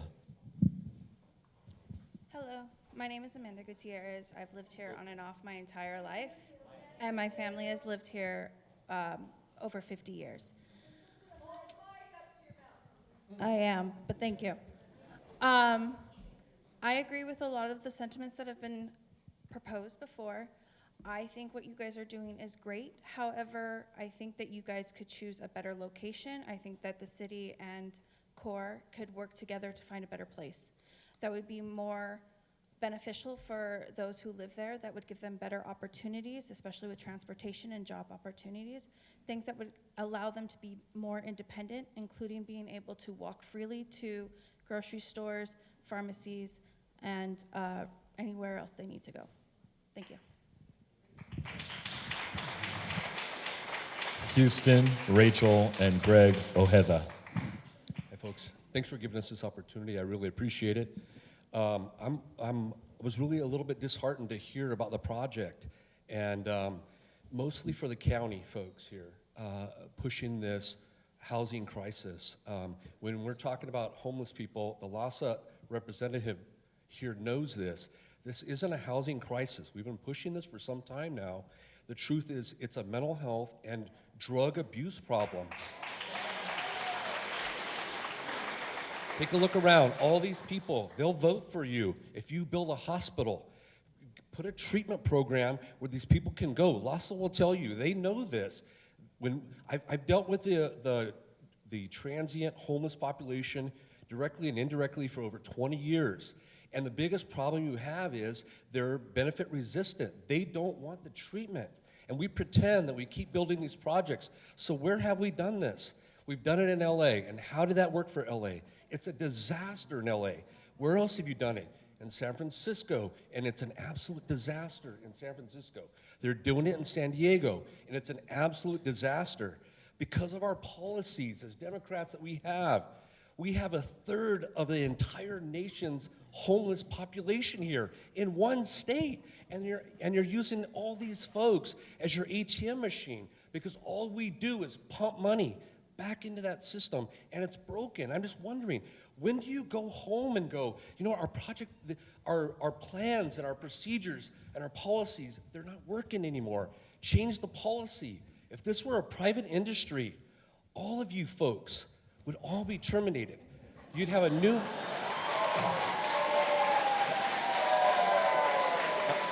I'm not being rude. Trust me, I'm on your team. I want the problem fixed too. I'm not being mean. I'm using it as an analogy, right? The truth is all we're doing is funding more money. The mayor of LA now wants $1.3 billion with a B to do what? And the only people getting rich are all these groups. Like, a lot of people are getting paid a lot of money for these projects, and it's inappropriate. Sooner or later, you have to go to the mirror and go, you know what? Maybe I'm not as noble as I want to be. Change my policies. Let me listen to people and start building some facilities and force these people into a facility, the ones that are benefit resistant, the ones that say, hey, I don't want that treatment. Now you can force a law and say, hey, listen, you're going to the treatment program or you're going into custody. Because don't forget, it was Proposition 47 that we called Safe Streets Now, which we all know is a lie. Come on now, let's be honest, that's a lie. And Proposition 57 brought them all out of the jail and put them all in our neighborhood. We all created this problem.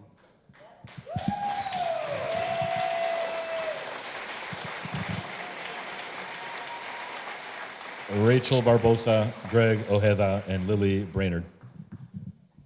Good evening, Supervisor Barker, Mayor Bedar, and Mayor Hepburn, and of course, all of the council members from San Dimas and Laverne. Thank you for being here. My name is Rachel Barbosa. I've lived in the San Gabriel Valley since I was a small child, when church friends took in my homeless mother and her 4 small children.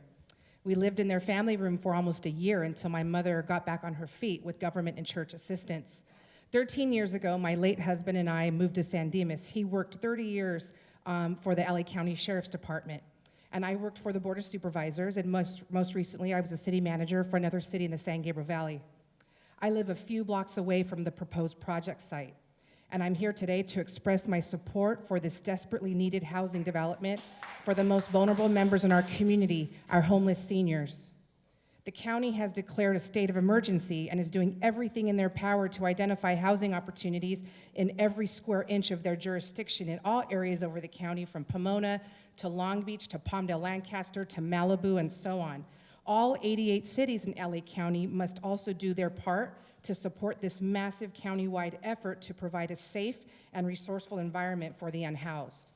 Neighboring cities are already doing their part, like Pomona, Claremont, and Glendora, who just purchased a $5 million facility to shelter and house homeless individuals. I assure you, the "not in my backyard" and hateful sentiments from today's meeting do not represent all of the members in our communities. I've heard from neighbors and fellow residents who aren't afraid of the housing development. They're afraid of the bullying and threats that an aggressive group is posting on their social media and yelling out to them in public spaces and the comforts of their neighborhoods. Please, everybody, give her some respect, please.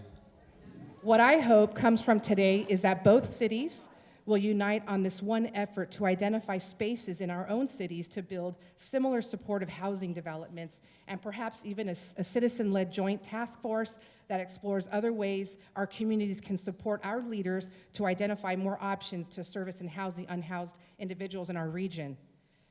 As we've heard, this project is not in the jurisdiction of either of the cities that are hosting this meeting. It is allowed by right and is in the county area. So I ask that the project move forward on the next LA County agenda. Thank you.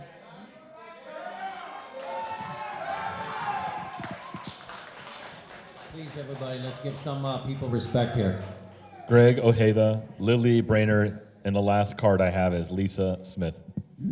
I'm Greg Ojeda. I live in Laverne, and I wanted to tell everyone who's making these decisions that Laverne is no stranger to outside jurisdictions coming in and imposing their plans for our city. And so one example of that is Brackett Field Airport. And if anyone knows anything about the history of Laverne, the Brackett Field Airport was opposed by the people of Laverne in the 1940s, I believe. It was after World War II. And they didn't want it to bring that airport. They didn't want that airport built in Laverne. And so ultimately the county had their way. It was a long lawsuit. It was drawn out. It was like 10 years. And by the end of it, the judge or whoever made the final decision ruled in the favor of the county. So we're no stranger to other people coming in and kind of like getting their way over what our wishes were. And so as far as what you're going to build here, my only thing is if we're up against an immovable object, the way I see it, isn't there some kind of way that we could get something on writing that would guarantee that this thing is not going to be a permanent thing? Because my main concern is that unincorporated land, according to a map that I've seen from 1885, was really the original land of the city of Laverne. And so I don't know if any of you guys know this, but Laverne it's one city now, but it was originally two cities. One city was called Lordsburg. That's where the college is, like all that area around the college, which is now University of Laverne. And the land north of Foothill was a separate city called Laverne. So in 1917, Lordsburg changed its name to Laverne, and that's what it is today. And so before they started, annexing all of the land, the original town sites started annexing the land all around their town sites and became what they are today. That land that this thing is proposed to be on is a part of the original Laverne. So I always thought that it was something that we kind of, in the back of our minds, people from both cities had future plans for, that we were going to one day get around to building something there that was complementary to our communities. And that's what I always envisioned the plan of that land was for. So for you guys to come in, I don't think anyone who lives in either city has a problem with you guys doing your thing there, but it's just that if we had some kind of a thing written down that you said, we'll have this for 15 years, 20 years, and then after that, we'll kind of relinquish it and let you guys have what you wanted to do with it. Let us do what we want with it. Thank you very much. Lily Brainerd and Lisa Smith. Good evening. Can you hear me? Thank you for coming out. Mayor, we got your back, okay? We know you got our back too. So to the individuals who work for CORE, have all of you gone to that location? Walked it? Do you see the homes across the street? I live there. A lot of us live there. It's called the Fox Glen area. a beautiful area. So I am here on behalf of the children who don't have a voice to be here because they're little. But guess what? There are 5 schools. 5. There's an elementary school, Allen Avenue. There's a junior high, Ramona. There are 3 daycare centers, all less than a mile. I'm never going to feel safe to have my grandchildren playing in the front of our lawn. I live in the corner. My husband and I have lived in Fox Glen area for more than 40 years. And guess what? We worked our butts off for it. We worked hard. Don't shove this down our throats. I understand about the homeless. I was a bus driver for Metro, and they lived in my bus. Okay, so I understand homeless. But you can't shove them in our faces. You know, our Fox Glen area, our homes are close to $1 million value. Some are more. We worked hard. Don't do this to us. Don't do this to us. You wouldn't want us to do this to you. And don't go do this to another city. Don't go do this to any other city.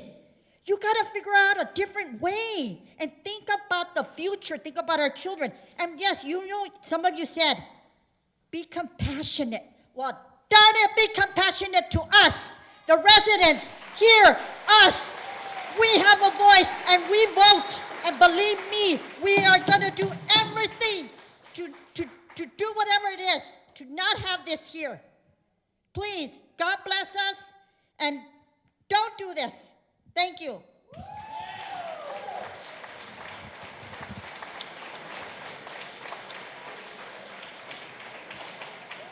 Lisa Smith. My name is Lily Breno. I'm a citizen of Laverne for 19 years already. I can't believe that.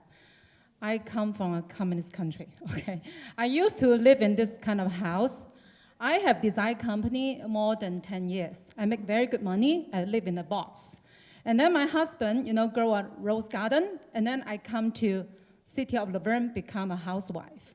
I love Laverne. I love St. Dimas because all belong Bonita School District. I always think St. Dimas and Laverne is a big family. So when this project comes up, I couldn't believe my ear, you know. What? How much it costs? It's pretty much like an average single house cost. My house is not even like this volume. It's unbelievable. I used to design this. I know how much it costs. But if really have this budget for the single unit, I know this money is our taxpayers' money. My husband works so hard. I work so hard. We don't really benefit for anything. It's okay. We make more. We really like to help more people. I educate my son, you know, be more empathy. I remember my son, 3 years old. He get all his money, $20 to put in the red envelope. His daddy drive him to the Pasadena, give everybody what red envelope under the bridge. Okay, that's how my kids, they always get fundraiser, get the almost top 5 in the elementary school. So we always think we pay tax because we could help more people, right? So we're not the people who are not in my backyard. It's just ridiculous. I couldn't imagine the highest building between these two cities. It's gonna be a whatever you call affordable housing or homeless, it doesn't matter, it's just a name. But I just don't want to see someday it will end up lawsuit. I feel like everybody around this area will really, really fire up later if you have to build there, it will cause all kinds of lawsuit. Think about if my house next to this building, I totally understand. I live in Old Town of Laverne, so why I support the people who oppose this project, I totally understand that situation because I pick up my kids from Ramona and turn right, past the exact location. I couldn't think about, where is it? Is there any space there? Even smaller than my own land, my house, okay? So how could it possible in that area have a 5 storage, higher like the palm tree? I just couldn't imagine that. It's just too ridiculous. Please take at least one day, sit there, okay, stay there. Don't just design something on the paper. I was a designer. I know how things you imagine something is so good, but it's not reality. Please stop this project. It's wrong place, wrong location. Thank you. Thank you.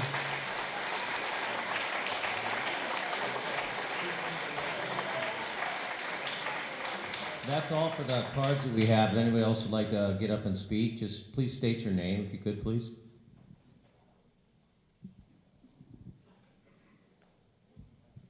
Hi, my name is Ari Morales. I'm a resident of Laverne. And this project represents a gross mismanagement of our taxpayer dollars, first of all. Second of all, it is a burden to the cities of San Dimas and Laverne. It's going to require additional resources from our police, our sheriffs, our fire station. I want to know how much is going to be given to our city to be able to support additional residents that are coming into our community that we are going to be required to service. A proposal for this development company is to meet with the Council of San Dimas and Laverne and have not the county, but the cities approve the projects that are in our cities.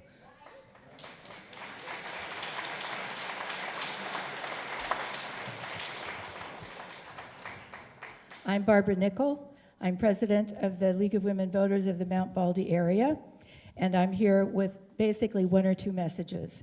And that is the League of Women Voters of the State of California, and the League of Women Voters of Los Angeles County, and the League of Women Voters of the Mount Baldy area support this project. We support it because we need housing for the homeless in Laverne, as do all cities, as has been mentioned here. We need housing for the homeless in San Dimas, as has also been mentioned. And I hear a sort of a misunderstanding about who the homeless are, actually. The majority of homeless people are not alcoholics and drug addicts. The majority of homeless people are not... Please let the speaker go ahead and speak. Come on, will you, courtesy for everyone, please. The majority of homeless... There are homeless who don't want housing, that's true. But I'm sure a person who doesn't want housing is not going to be coming here. Nobody's forcing anybody to go into any housing that they don't want to go into. That is a whole different problem. The primary reason for for homelessness in California and all over the country is a lack of housing. That's actually the primary problem. A fairly high percentage, as you've heard, the growing percentage of elderly people are losing their housing for a whole variety of reasons, not the least of which they're getting kicked out of the housing they have now, even though they've been paying their housing over a long period of time. Another growing area is families with children. I met a woman one time who was explaining how difficult it is to be unhoused. She and her husband both worked. They had 2 children. They were living in their car for circumstances beyond their control, and it was difficult just to get showers and bathed. It was so difficult, one of them had to quit their job so that they could live in their car. They did eventually find housing, but it took them a long time to get back on their feet. So this is permanent housing for people. And these people have a track record of maintaining the permanence of that housing. You want the homeless people in your communities to stay permanently housed.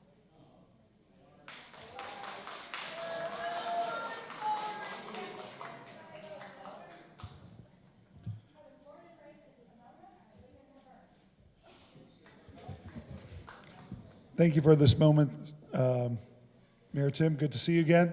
I'm kind of a double whammy here because I'm a resident of San Dimas and a business owner in Laverne for Laverne Physical Therapy.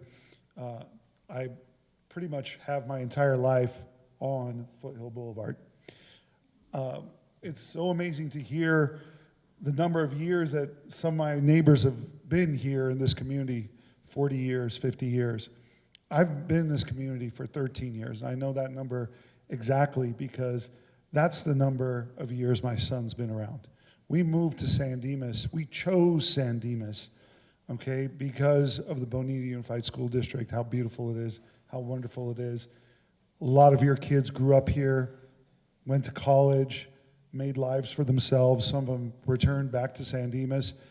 It's amazing to hear how many teachers actually went to the elementary school that they're now teaching at. That's the type of community that we live in, and that's the type of community that I chose. And I chose to open my business in Laverne because we love that Foothill Boulevard corridor. It's business, it's prosperity, it's a lot of great things.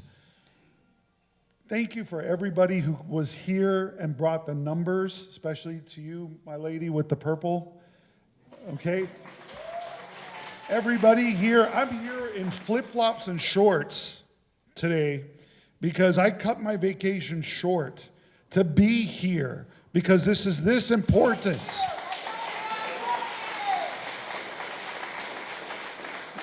To everybody here that has compassion for the homeless, and I believe that's everybody here, but for everybody who spoke, God bless you, okay? You're truly Christian people, but the wool is being pulled over your eyes.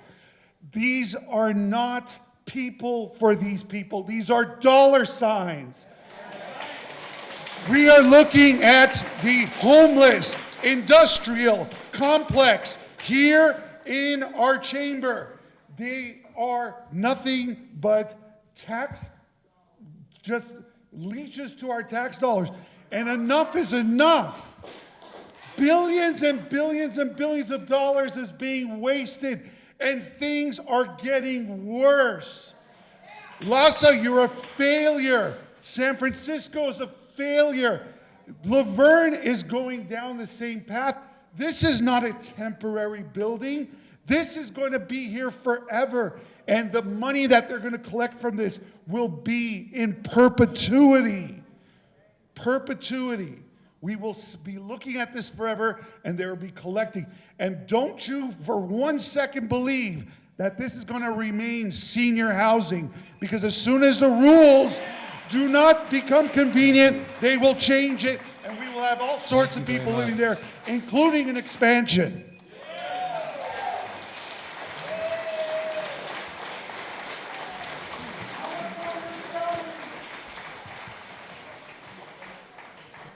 Another hard act to follow. I'll say, my name's Jim Carey. I've lived in Laverne and San Dimas since 1985. We've got some really great speakers in these two cities here. I'm looking at this with a little different perspective.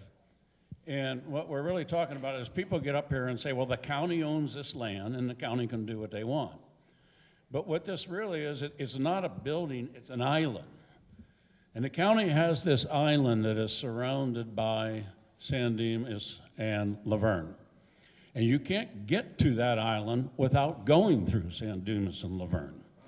So everybody that says they're going to be in their county, they can't get there without going through Laverne and San Dimas. Now you got this building. And I don't see the numbers here. I'm an engineer. I like to see numbers. You got 42 units, and you got, I think you said 16 parking spaces. You got a manager with two bedrooms. That's 2 cars. They tell us there's going to be service workers here, but they won't tell us how many service workers, and the service workers have to drive through Laverne and San Dimas to park their car at the facilities.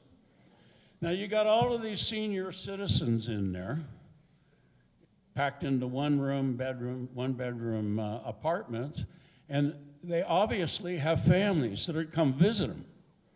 So they got no place to park here.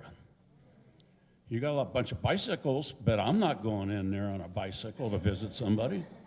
What I'm gonna do is I'm going to go park my car at the 7-Eleven, or I'm going to park it at the Arco, Or I'm going to go across Foothill to those nice people that live in Fox Glen, and I'm going to park in front of their house on the Laverne streets. I'm going to go behind that thing and park behind there on the Laverne streets.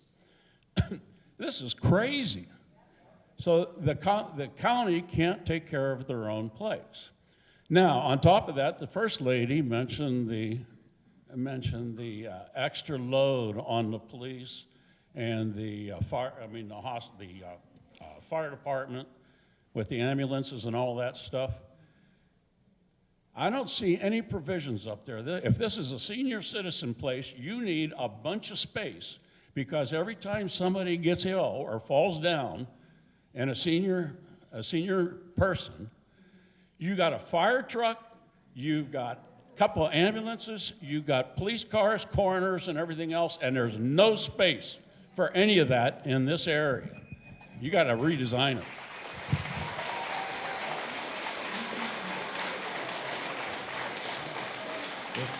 If I could remind all of you to please state your name, but if you've already spoken, we would leave it for other people that haven't. That would be you. Yeah, if you've spoken once, we've got to get to other things too. We want to make sure that everybody gets a chance to speak so we can go answer some of these questions. Thank you. Hi, my name is Jacob Pierce. I was born and raised here in the San Gabriel Valley.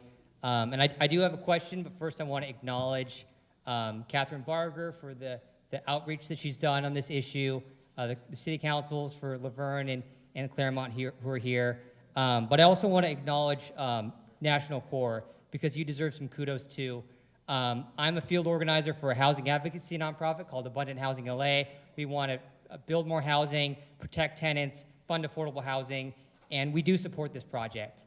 And I want to give National Corps credit for engaging the community. I mean, it may not seem like it because there's a lot of, rancor and a lot of tension in this room right now, but this really is a discussion that's happening where the city councils and our amazing county supervisor are saying, we want you to listen to feedback, we want to have a discussion, we want you to engage with the community, and that's what National Corps has done. They've modified the project, they've reduced the size of it. Do I think it would have been a better project if it were bigger? Of course I do. That's the kind of bleeding heart I am, but I respect the fact that you're engaging with the community on this issue. So to my question, we heard a lot today about how people would prefer that instead of building housing, if we were putting money towards services. So my question is, which is more effective? Services for people who are unhoused, or services for people who have a place to go, who have a roof over their head? So that's my question. And then the last thing I'll say, and then I'll let the other folks go, is that I know a lot of folks have said tonight that they do support homeless services and they do support permanent supportive housing. They feel like this isn't the right location. Honestly, if you feel that way, that's great. I'd love to talk to you, because I support building permanent supportive housing and services in places all over LA County. And if you're interested in getting it done elsewhere, I have business cards. My email address is jake@Abundant Housing LA. So if you care about building housing for homeless people in other places, I'd love to have that conversation. Thank you so much. I'll remind you, if you've already spoken, it's only one time at the mic. We have other business to attend to, but thank you guys very much. Good evening. Thank you for having me. Thank you for everybody coming out and being a great support to Laverne and San Dimas and all our counties and cities. I've spoken before. My name's Barbara Morales. And, our founding fathers came here and they worked and strived very hard to present a land, have the land opportunity to grow, and provide for their families. I was always taught, don't hand them a fish. Teach them how to fish. It also says in the Bible, if you do not work, you shall not eat. I have compassion. I work in the nursing industry, so we have to have compassion. I just presently, this last week, had 3 guys that were brought to us in cuffs from custody, trying to give them things, trying to help them with their drug and alcohol and mental health addictions. It is real. It is a problem. We do care, but This is not solving it. You're enabling people. You're handing them a building. Here, live in this. We'll pay your rent. We'll give you your food. We'll supply your transportation. I am a single mother, raised 3 by myself, worked 2-3 jobs. Never once was my kids homeless because I was not lazy. I was taught by my parents to have work ethnicity. I was taught to strive and be the best that I can be. Handing and enabling somebody does not help them. I work with drug alcoholics all day long, mental health facilities. It's a revolving door. They come in, they go out. We have 3 guys missing right now and they don't even know where they're at, and they have very bad crime activity in the neighborhood somewhere. This is gonna bring chaos and destruction to our beautiful community and city here. We have families, we love them. We want to challenge these people, step up. I know people that have been in housing for 20 years and have never got a job. They don't want to change. If you're handed everything, how are you supposed to go out and become a better person? You're saying the opportunity, oh, we're going to help them. We're going to help them, challenge them and grow. No, you're handing them everything. I don't mind supporting my military, and I don't mind supporting my vets, because that's 100% that I'll do. But I would be damned that I have to go work hard every day, get up in the morning. I'm 54 years old. I've been working since 15 years old. I will work because I can work, and they can too. And I'm tired of supporting and funding everybody else with the excuses. It's excuses. You don't have to be homeless. You don't have to live a life like that. You don't have to be in bondage to drugs and alcohol. And Jesus Christ said, I came to come and set you free, and free indeed. We are not slaves to this. We need to stop this and stop enabling them. Help them, but help them in the right way. Teach them to be better. Teach them to go work. Teach them to go to school, not sit there and be handed everything. We all here work. We've worked hard and we enjoy our money. We love our families, and that's why we are all here. Thank you, ma'am. Thank you. Thank you. Sir, stepping up to the podium. Could you wait 1 minute, please? Just 1 second. Check. Hi, my name is Laura Moon. I've born and raised in Glendora, and my husband, we relocated to Laverne 10 years ago to be closer to our only grandchild.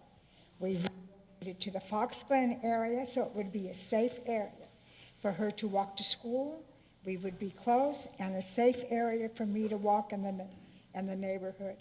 The core, I think you should be ashamed of yourselves presenting a PowerPoint that you are trying to sell us senior citizens into Hillcrest. You look at your pictures that you have on your PowerPoint. First of all, it's Pasadena City Hall that's displayed there. The welcome pictures were welcome to senior housing. This is not senior housing. We know that. It's unhoused housing. Your pictures on your welcome screen showed a beautiful man and women, seniors likely, we're going to be living in a hotel. We know it's not going to be that. We know it's for one person, one room. Why are you portraying something that it is not? We know that. The other thing is about the parking. I know it's been brought up, but I'm concerned. This is going to be across from my front door. Am I going to be safe to walk in the Fox Glen area without all the extra cars being parked? You have limited parking spot. You have many employees. City of Laverne, what is the parking regulations going to be for the Fox Glen area? Is everything along Canyon View going to be painted red so employees can't park there? What are you going to do about our beautiful park that homeless now are lying in? And I'm having to call daily because I'm afraid to walk down Canyon View and Fox Glen. I don't want to relocate to Glendora where my husband, the Moon family, started part of Glendora. We moved to Laverne because it's a safe community and we want to keep it that way.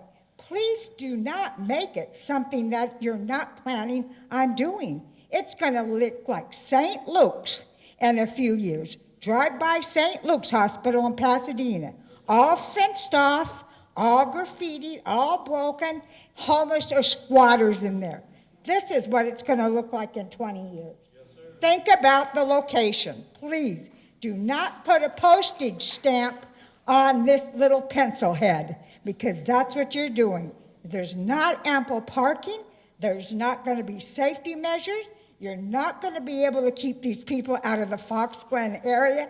And who's going to be calling the Laverne Police Department every day, and City Hall, and Tim, and everybody else? It's going to be me. Thank you, ma'am.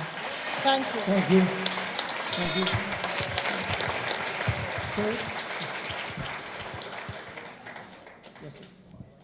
My name is Terry Prentice, and I'm from Laverne.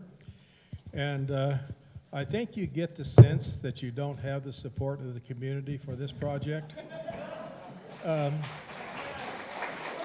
And without that support, I don't think you'll be successful in it, except that if what it seems like happened is that this was kind of sprung upon everybody in a late into the program of getting this thing approved and on it, and it was going to head, and Supervisor Barger stopped the funding for it then, and thank you very much for that, Supervisor. But this is, most of the people here, 95% of us are concerned about homeless. We want to solve homeless problems. We want to deal with it effectively. We don't want a Band-Aid, and we're tired of the state and the counties throwing money at the situation instead of solving the problem. Housing First has been tried and tried and tried and has been a failure, absolute failure. They are not addressing the core issues of homelessness. I attended a virtual meeting of the Measure H committee in late last year. The money coming from Measure H, something like $600+ million a year. So in 4 years, they had spent over $2 billion. Homelessness did not go down. It increased by something like 20 to 23%. And now we're telling you we spend another $600 or $700 million, and it's gone up another 9%. That tells you what we've been doing is not working, and this is not working. It's going to be an eyesore in that neighborhood. It's going to be an albatross in the community. We need to start addressing core problems, not just throwing money away.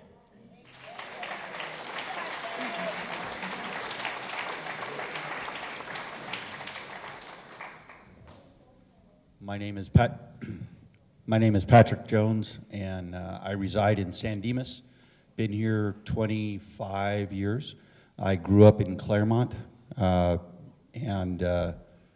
if you add that all together, it's 66 years that I've been in this area. My whole life, there's been homeless people in this area. We called them hobos. We called them a lot of different things. Most of the hobos that I met as a child, and I did because we used to hang around by the train stations, were by choice. They chose that life. And I've been in and out of law enforcement for a long time. I'm not an expert on homelessness, but a majority of the people that are homeless in the area are not homeless because they don't have a place to live. They're homeless because they don't want to follow any rules. And our life is about rules. And I know that you're not going to fix our homeless problem, because if you build this, we are still going to have the homeless that we have today, because that's not the people that are going to go in this facility. The other thing is that you have 42 rooms. And once you fill those 42 rooms, what happens if there is somebody from San Dimas or Laverne that needs a house? Well, it's already been filled by somebody else from within the county. So this isn't a fix. And we all talk about homeless, and whatever spectrum you're on, what you picture in your mind about what is homeless is not what's going, well, a majority of people think when they're talking about homeless, they're talking about the people that are on the side of the road, living in a tent, by the freeway, on the overpasses. That's what they're thinking about as homeless. Those people don't want to follow any rules. They don't want to pay taxes. They don't want to be off of their drugs and alcohol and whatever. Because anytime you go into any type of program, that's a requirement. So we're not fixing homelessness with this. There is, and my understanding is when it was first proposed was it was going to be homeless, and then it got changed to senior. And the concern is, it's been voiced, is if you can change it that quickly, it can change back. The state of California, a few years ago, there was a place called Latterman's. They closed it. Thank you, Patrick.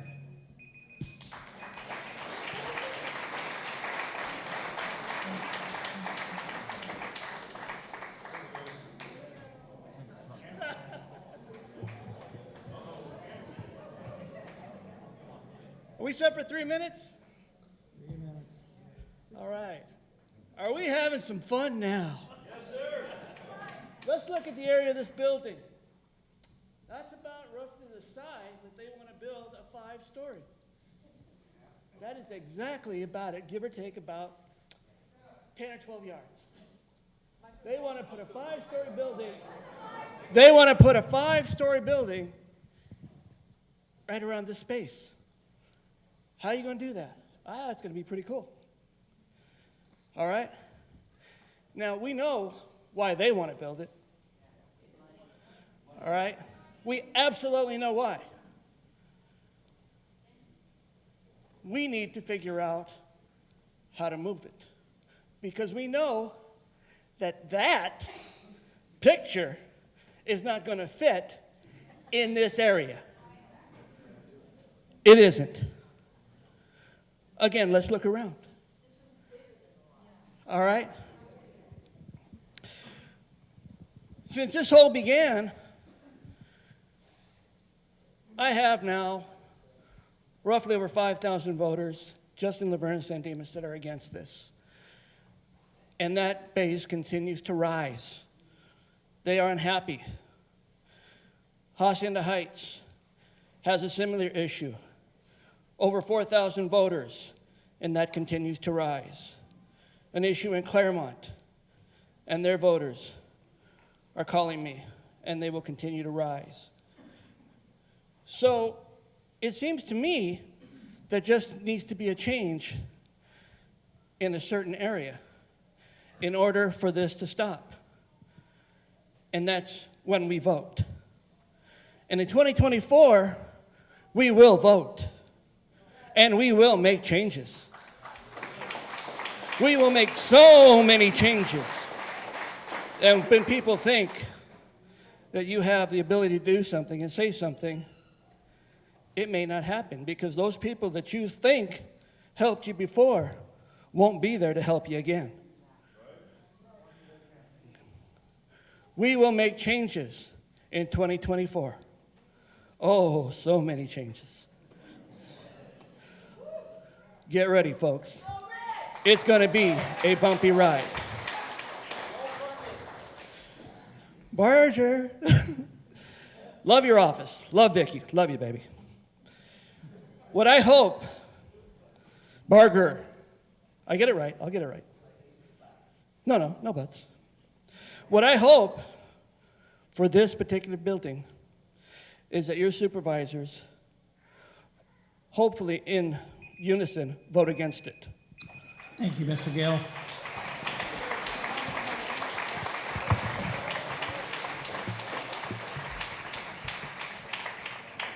All right, I see no one that's lining up, so this is going to be your last golden opportunity. If you haven't spoken and you want to step up to the microphone, this is going to be it. And then we're going to, and I see a lady moving forward, and then we're going to move on to ask some questions of the staff and the National Corps, questions that have come up during this exchange. And so Anybody that wants to speak needs to step up behind this young lady, because the last person in line is real quick. But if you've already spoken, don't stand up. Ma'am? Anybody that's already spoken won't be able to speak again, please. Okay? All right, let me make sure this thing is on and you guys can hear me. I do not live in Laverne or San Dimas. I'm your neighbor from Glendora, and we had a similar project built, but it was called the Avalon. It's high-rise building. It's expensive, it's ugly, it separates South Glendora from North Glendora as far as the view goes. So it's not exactly a person's experiencing homeless issue, it's a humongous building issue that doesn't fit in the neighborhood. Also, my mom spent the last 24 years of her life working on Skid Row for the Union Rescue Mission, so I know a lot about homelessness. So I don't need anyone to confront me later and say I don't know what I'm talking about, but I do know a lot about homelessness and the experiences that they have. It's part of our life. And so that's not really the issue. It's placement, it's the building. And I think for the people who live across the street, it's a matter of property value. So I don't know, like, are you guys gonna appraise their homes before this is built and then appraise them after they're built and see what the difference is in their cost of their home, the value? Because their value, I don't know if it's gonna go down. Big buildings sometimes do that. So I think in all fairness, are these people going to be compensated for having their property value go down because of a big building?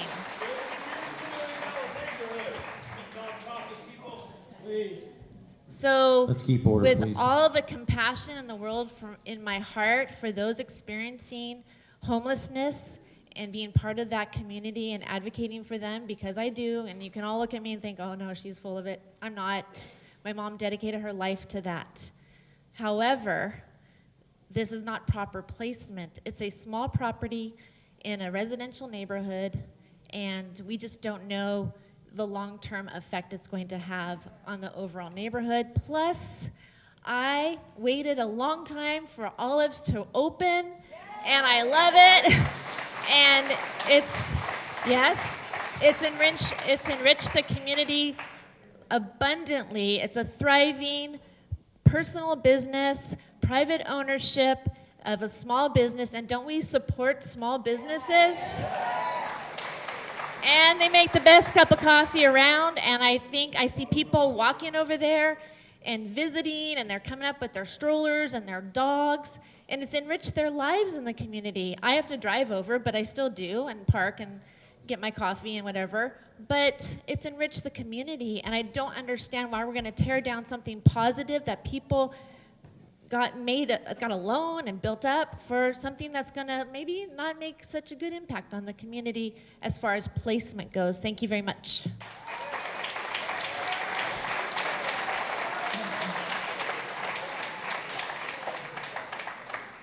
I'm Cynthia Tyner from Laverne, and my question is very simple. Are you creating an opportunity for assistance? Are you creating an opportunity for complete dependence so you continue to get your income? That's all.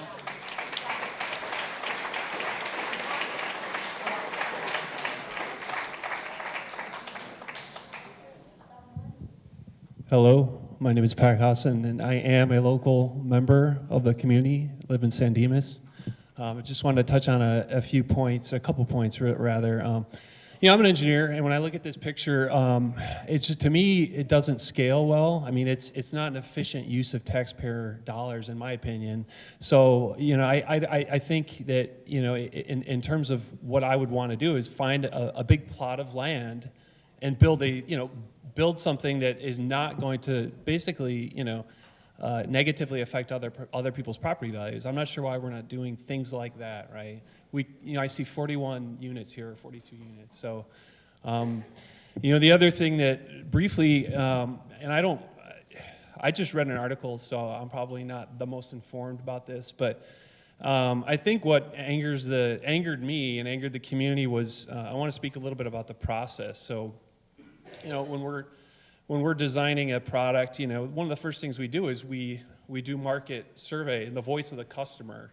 What does the customer want? And so I guess I'm challenging the core organization who has really, they've got these high-minded ideals, but did they actually do a market survey to indicate, what communities within LA County want these developments? Maybe there are some communities that really support and they want these developments in their communities. I would venture to guess that San Dimas Laverne is probably 90 to 95% opposed to this particular project based on the applause and so forth. So I think going back to that process, I think that it doesn't instill a lot of confidence in the core organization that if they're reading this article, I was kind of insulted, I guess, in a way where it was like reading it was basically saying, well, we got to throw up our hands because the law says that they can do this. It's like to me it just seemed very kind of weaselly the way it was done, where they get this small sliver of land between the communities, and if something's legal, that doesn't make it always right. So I just wanted to kind of highlight the fact that to me it just felt kind of insulting that you guys didn't come to the communities first and say, is this something that you want? To me, my conclusion then is that, okay, there's a money motive. It's just the motivation is money. It's not really about helping the homeless. So, I think, and I'm going to leave you with a thought experiment.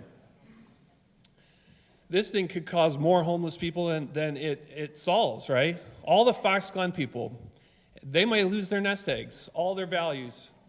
They're most likely going to go down. And a lot of elderly people that have worked their whole lives, they're going to lose it. So.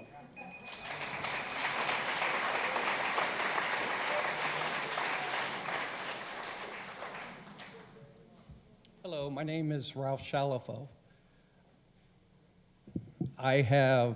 We've lived in the Fox Glen tract for 58 years. As of June 25th was 58 years. We talk about affordable housing. That's what you're selling. Fox Glen 58 years ago was affordable housing for 2 young teachers. This project does not fit into the neighborhood. So that's pretty simple. I do have 2 questions. One, the communities are really making an effort to do their petitions. Does the petition matter? Do we need to have a number? And that's a question that needs to be addressed, because if it's a number that we have to hit, these people will hit that number. The second question I have is, being in Fox Glen on Canyon View, we have an easement by the water company behind our houses. How will that street be protected? There's oak trees behind that. That's the water district. How is that going to be protected when the people in this facility get bored because they live in a little cube and they're going out and exploring? So those are my 2 questions, but an observation, I ride bicycles every week. This is unsafe. Plain and simple. We drove down Foothill. We go down Foothill every week. Right in front of this is a steep hill. There is no room for a bicyclist to come down that hill without being in harm's way. You have to go on the curb, which is against the law. So for anybody to say that this is going to be a facility that doesn't have cars and they're going to be on bicycles, totally inappropriate. This rendering, I know it's not real for our project. Those trees in that street, there is no room for a bicyclist. So, and to address, you're there, the lady that was here earlier saying that she's going to protect the kids from Fox Glen, I was the 7-year-old kid that played in Fox Glen, and we need to protect Fox Glen.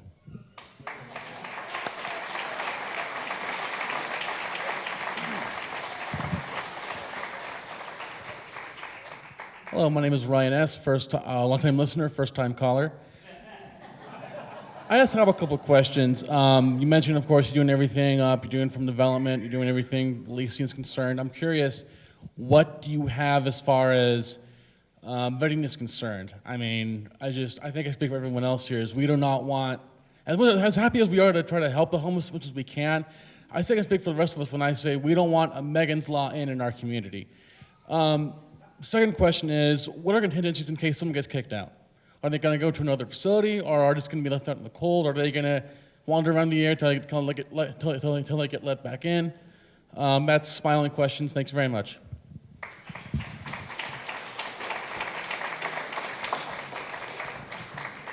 Okay, it looks like that's going to be the last question. So we're going to take a 10-minute break before we start shooting questions that you've asked towards the National Corps people and the other folks that are here to help answer these questions. So a 10-minute break, then we're going to get started right on time because it's already starting to get late.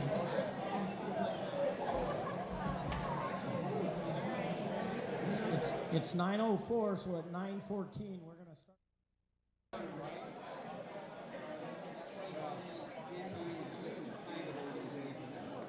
Tim? Mr. Hepburn?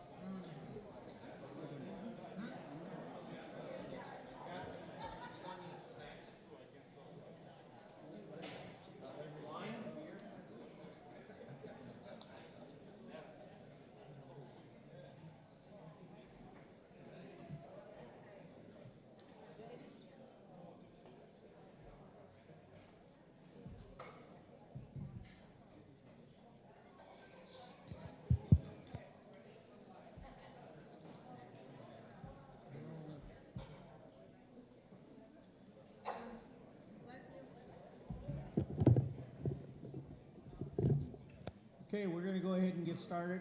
Thank you folks for sticking around. I think that break was needed on many, many fronts. Okay, I'll turn it back over to Chris.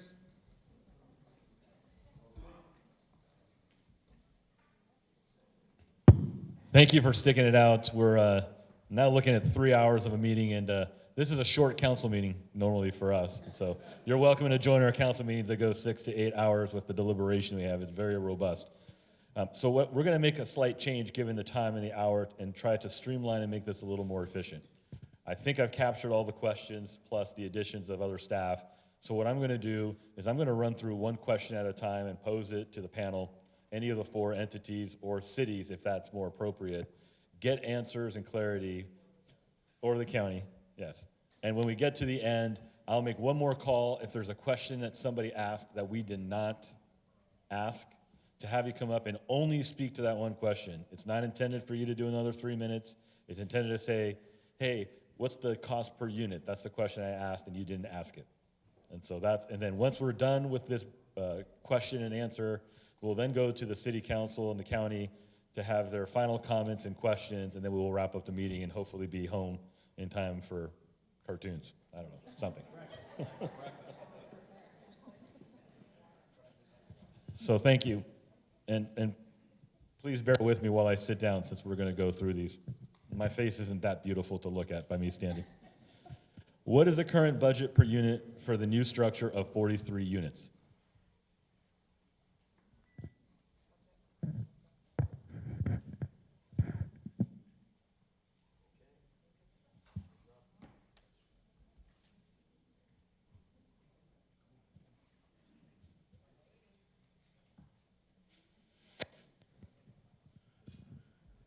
In response to the question, what is the cost? So the development is approximately $33 million. That's a little over $700,000. We understand the cost of affordable housing. It is expensive to build affordable housing in California. That is something with what we grapple with across the state of California. There's many factors that go into that cost. One of them is that we pay prevailing wages, making sure that people on the job site earn a living wage. Also, a lot of the stuff that everyone is grappling with supply costs, increased interest rates, supply shortages, but that is a question. Thank you. Answer. What do you charge the residents? I understand that this is an extremely low income population, so 30% of the average median income and below. What will you be charging a resident here?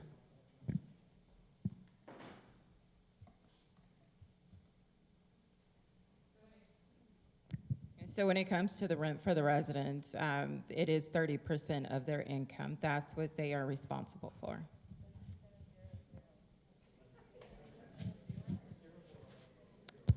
Okay. So that equates to $709 in Los Angeles County for a 30% area median income, one-bedroom unit. And that's one person per bedroom for $709? A one-bedroom unit, and yes. And occupancy is just one, or are you doing two or more?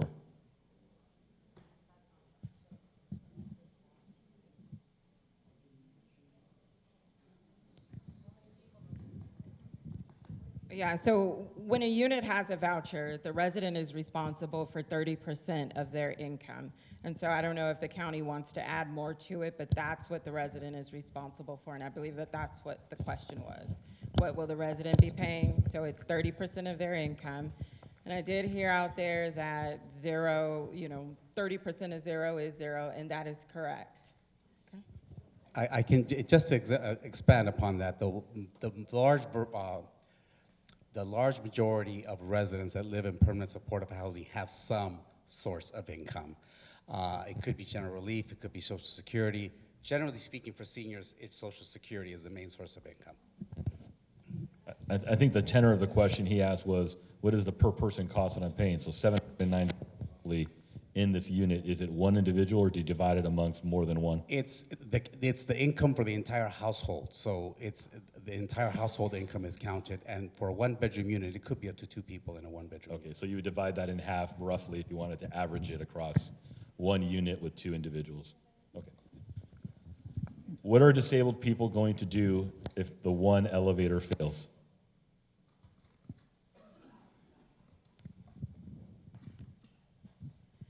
So when our sites are opening, we go through an emergency plan. And so this is done prior to us leasing up the property by our risk management department. And so that emergency plan comes up with those what-if scenarios. And so in a case where there's only one elevator, all of our properties have two stair cases on either sides of the building. And then also we are working with our director of accessibility to look into installing wheelchair lifts and things of that sort. But in case an elevator does go out, there are stairs where residents can exit. And then also, again, our director of accessibility is looking into wheelchair lifts and things of that sort. But again, there is an emergency plan put on site, and also throughout the property, there are signs where it goes over emergency exits for each resident to be able to access at any time. And understand that some of the questions raised by the residents are have a differing tenor.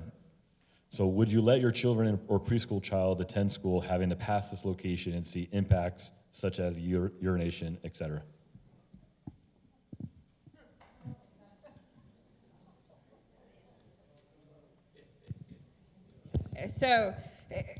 So one thing I want to say is thank you guys for coming out. We have definitely been listening to everything, every comment made. And so one thing I would like to put out there is that that we manage these sites as of today, which a lot of you guys know, and I heard someone actually has been to our sites. And so I say that because some of the comments made, I just want to kind of dispel some myths.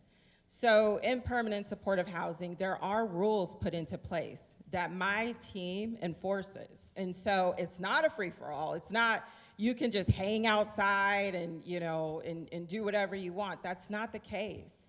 And so we have wraparound services. We work hand in hand with our amazing service team to make sure that the residents are following the rules. And so I just wanted to really go over how the property is run, because just to provide more context, that there are rules put into place. And even when it comes to background screening and things of that sort, we do screen for background. If you are on the sex offenders list, you will be disqualified. We use a software that does a nationwide database search. And so if you have a felony, if you've committed bodily harm against another person, you will be denied. If you have a felony due to selling drugs or anything of that sort, you will be denied. And so I urge everyone, I think that a lot of people believe that just everyone can move in, and that's not the case. There are rules. We do provide background checks. And so I hope that answered the question. Just when it comes to children and things of that sort, we will be managing this property. The next question is similar, but the one component of it is specific to why would you select a location next to a school?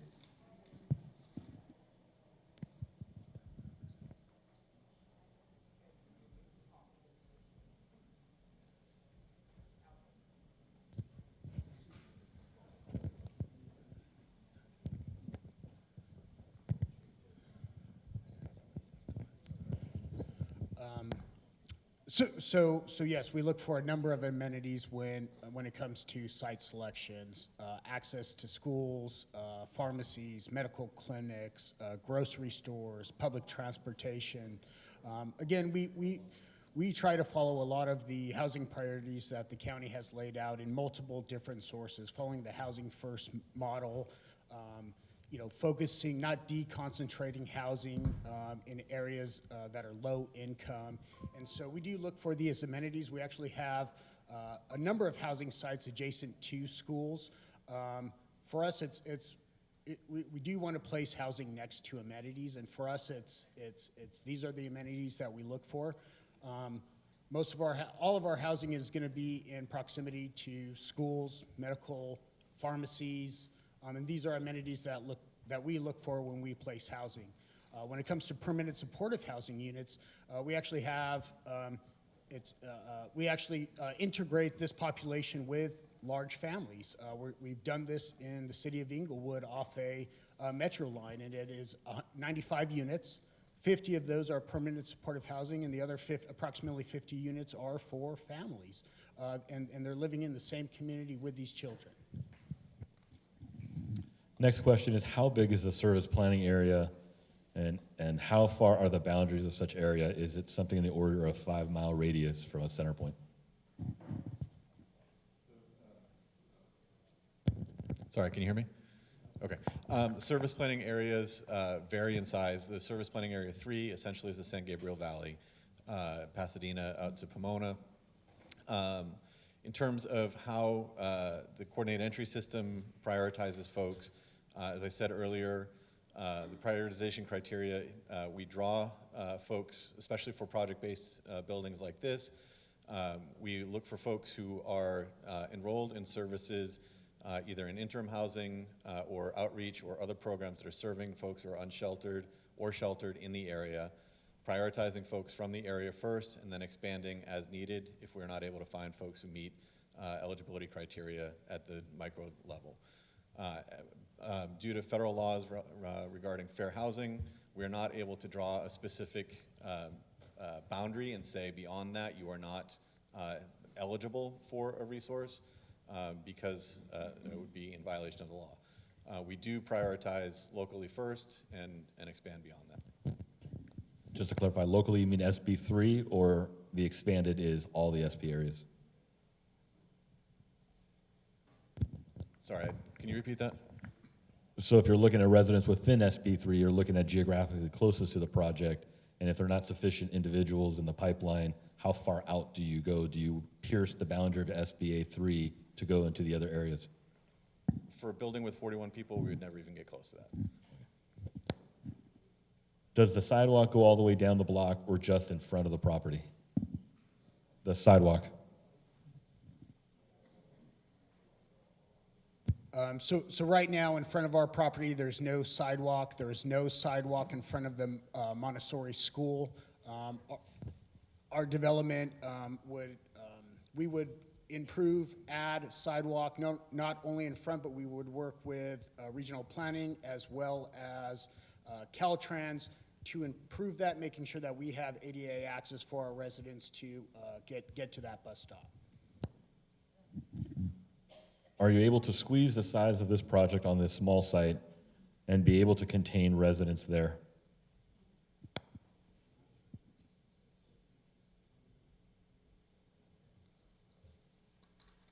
Can you repeat that question? Are you able to squeeze the size of this project on this small half-acre parcel and be able to contain residents there? I think they're referring to the individuals that are there not necessarily having the secondary effect of going out into the community, neighborhoods, and parks.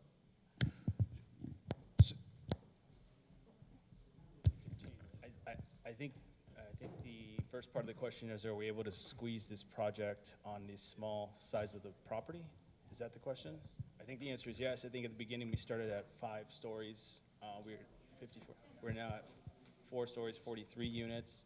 To the point of squeezing individuals in, there are minimum unit sizes that we have to comply to. That's all driven by the California Tax Credit Allocation Committee. That's where we get our largest source of funding. And I don't know off the top of my head, but there are minimum size requirements. I think it's 450 square feet approximately. So these aren't micro units. It's all kind of driven by state codes and regulations. And we are also providing lots of outdoor common area space, over 3,000 square feet. That was part of our site plan that we showed last community meeting, as well as interior community space. I want to say it's over 2,000 square feet that will serve as flex space, multi-purpose room, case management offices, things for resident engagement. So there's plenty of space, interior and outdoor space as well. So I think this also addresses where is your compassionate housing people in this small area? I think you're referring to both the unit as well as all the other amenities the property has, correct? I think that response spoke to that, correct? I think, right. Where is the additional $15 million going that is above the $20 million that this project should cost now that it's smaller?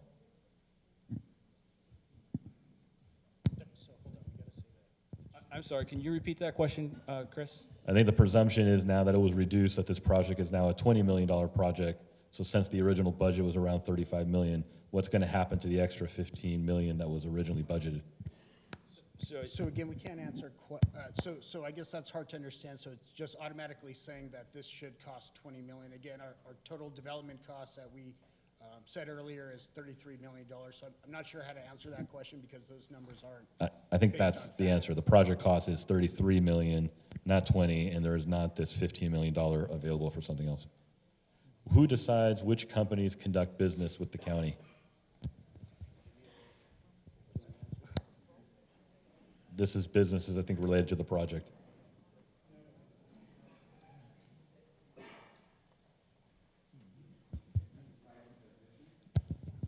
Yes, and the second question, I think, is related to the first. Why does the county do business with non-reputable individuals? I think this was an individual that was referencing cases in previous situations related to members of National Corps. In this particular instance, it was a response to a notice of funding availability. So we basically put it out there to any nonprofit or for-profit developers who met the criteria of the funding, right? And when you go through the scoring process, you've got to hit all of those benchmarks, and that's really what determines who gets the funding. So in terms of the follow-on question, how is this factored into the $7 million grant? The previous two statements or questions would not relate to that. It would be the criteria that's in the NOFA that determines eligibility, correct, for that $7 million loan? Okay. Do we have any documents on property values going up or down due to this project, and are you willing to provide them? So there are several studies that look at impact on local property values after affordable housing is developed, and all of those show there's no negative impact, and actually some show that there's actually an increase. And what we tell you anecdotally is many of our projects, once they're built, what we actually see is that the standards are improved in the neighborhood, and we see local businesses and others, this is a fact, improving their properties because of the quality of those properties. I would invite any of you to come and visit any of our properties anytime and see the quality of them. If we could please let the speakers speak, please. We had your time at the podium. Let them speak too, please. Let's be nice to our guests. Thank you. Yeah, so UC Irvine, which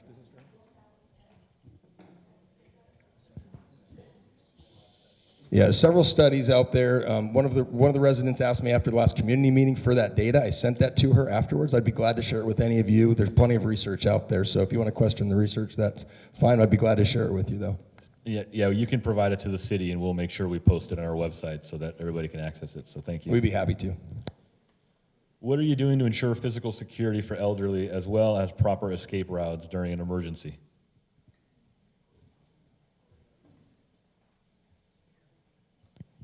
So just from the services end, we work with all the residents and provide education throughout their time at our buildings.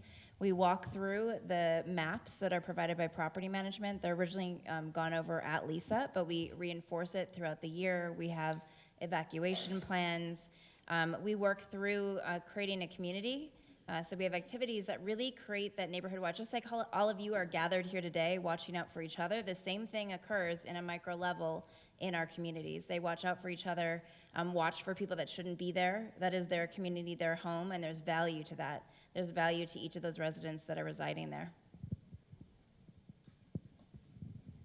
And so just to add to that, I know I had touched on it earlier, and AJ, thank you, with the emergency plans. When it comes to an additional set of security, most of our sites do have guards that, a standing guard after hours, and also we do have staff that stays on site. So just wanted to add that to it.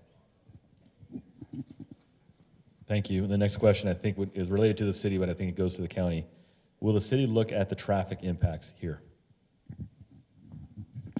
So the short answer is it's not required, but we are going to initiate our own traffic study because even beyond this project, I've heard there's some concerns with the need for possibly a signal coming out of the housing right across the street. So we're going to be doing a traffic study, but it is not required. We are going to do it on our own.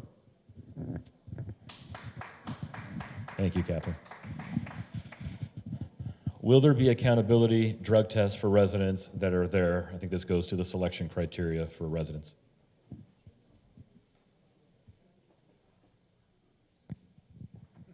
So no, just like you or I in our own home, our own rental unit, we would not be drug tested. These individuals have a lease. They abide by the community rules like Courtney stated. So if they do get violated within the community rules, of course, those will be addressed. Evictions do take place. That is not something that we shy against if it's necessary to keep the community safe. But we do try to pair it with between Courtney's team and my team. We work together in tandem to ensure retention. And sometimes, like Courtney said earlier, the better option might be going to detox. The better option might be going to care for their needs in that moment. So we are supporting those pathways for them if that's needed. But no, we don't go into people's homes. We respect people's privacy, but if something violates community standards and rules, of course we will address it. On the case management side, for intensive services, those things are discussed. An individual service plan is comprised of different areas of the person's life, and those things will be addressed, just like you or I. If we have an area that we want to lose weight, we want to save money, we work through those things with each person and their unique needs and their own story. We know some people have a really easy time losing weight. Other people, can, do everything they can, diet, whatever, and they don't lose weight. Same thing with substance use, mental health needs. Sometimes it takes a little bit of a journey to get there. But intensive case management helps in all those categories and helps people be more successful. But it is paired directly with Courtney's team. Thank you. So, is it okay to answer out of line? Yeah, but let's keep that to a minimum. We gotta keep the meeting going, so we've already established questions, but yes, you may. Okay, thank you. And AJ alluded to it actually earlier. So when we do have to evict a resident, we work hand in hand with the service provider to transition them to interim housing. And so I know one of the concerns were when you guys evict them, do you just throw them back out onto the streets? No. So we work, it's a lot of meetings, it's, a lot of collaboration. But we are able to transfer them into interim housing to where they're able to get more help, to where, maybe it wasn't the right time for them to be in permanent housing, but they will be built back up to get back into permanent housing. Thank you. There are some duplicative questions now, and one that's a legal question that is not appropriate for an answer in a public venue. But specifically, how do you feel impacting Olive Market, a small market that's currently on the site?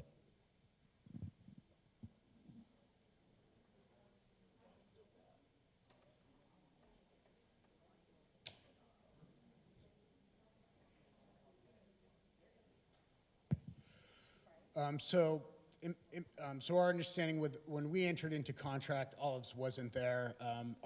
My understanding is Olives has been there, I think, less than 8 months.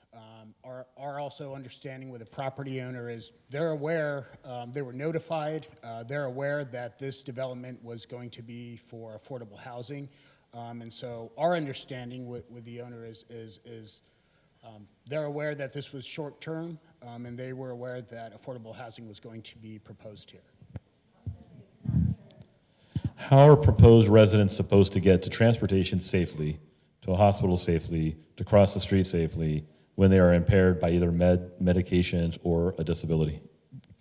That's a great question. So again, you have an intensive case management team on site, a residential service coordinator dedicated to providing services on site. That means coordination to appointments, working with Uber Health Transport, VA Transport, Access Transport through MTS, really working across the spectrum, across different resources to help people get to the appointments that they need. And it's not always easy, but we do sometimes get grants that help cover costs for Uber rides or taxi rides and things like that. So with Hope Through Housing Foundation, we actually continuously apply to grants as we see needs. So if we see an immediate need for providing transportation, maybe an increased budget for things like Uber rides, we can work towards that.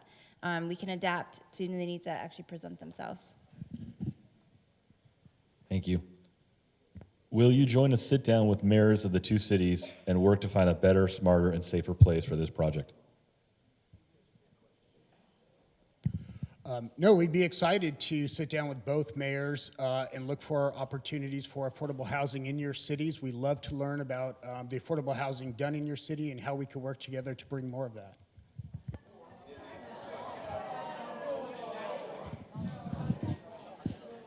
Yeah, if I interpreted it correctly, just to make clear, no, but we're more than open to work with you on additional affordable housing options throughout the cities, correct? No, we are. I'm saying we're willing to work with both cities on affordable housing, locating sites within your cities, exploring options, and working together. We'd be happy to do that. Including this. Please let our speakers speak, please. Including this project, so are we saying you're open to working with the cities to potentially relocate this to a different location within our jurisdictions? I think we're happy to discuss that opportunity. Thank you. Is there any guarantee or assurance that these residents are mentally competent and that they are alcohol and drug addiction free or have a criminal or do not have a criminal background? So I think Courtney addressed the part where there's screenings, they have to go through a process. It's not easy getting into a PSH unit. I'll be honest. I sometimes wish it was easier in some cases, but the sense is the person has to fill out a VSBDAT or assessment form to even get into coordinated entry. From coordinated entry, then they have to meet the matrix criteria for the specific property, the specific unit, the income requirements, anything else associated to that unit. Once they're matched, they then have to go through the process of filling out income documentation, everything with Courtney's team. So no, there's a lot of hoops to go through. To deem someone mentally competent is definitely not our role. Our role is to provide folks that apply and meet the criteria and abide by their tenancy regulations, and that's our role. I mean, and Courtney, do you want to add anything else? In this, the next question, when do you go home and realize, I'm sorry, I have to frame it as it was presented by one of the speakers. When do you go home and realize the project plan and procedures are not working? Do you change the policy in pushing this project forward?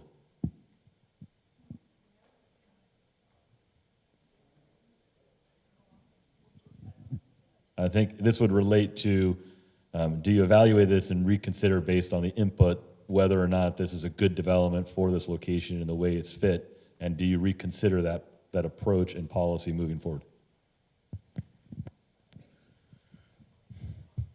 So I'm going to try to answer that. I would say when we, again, we are, County of Los Angeles has issued a list of priorities.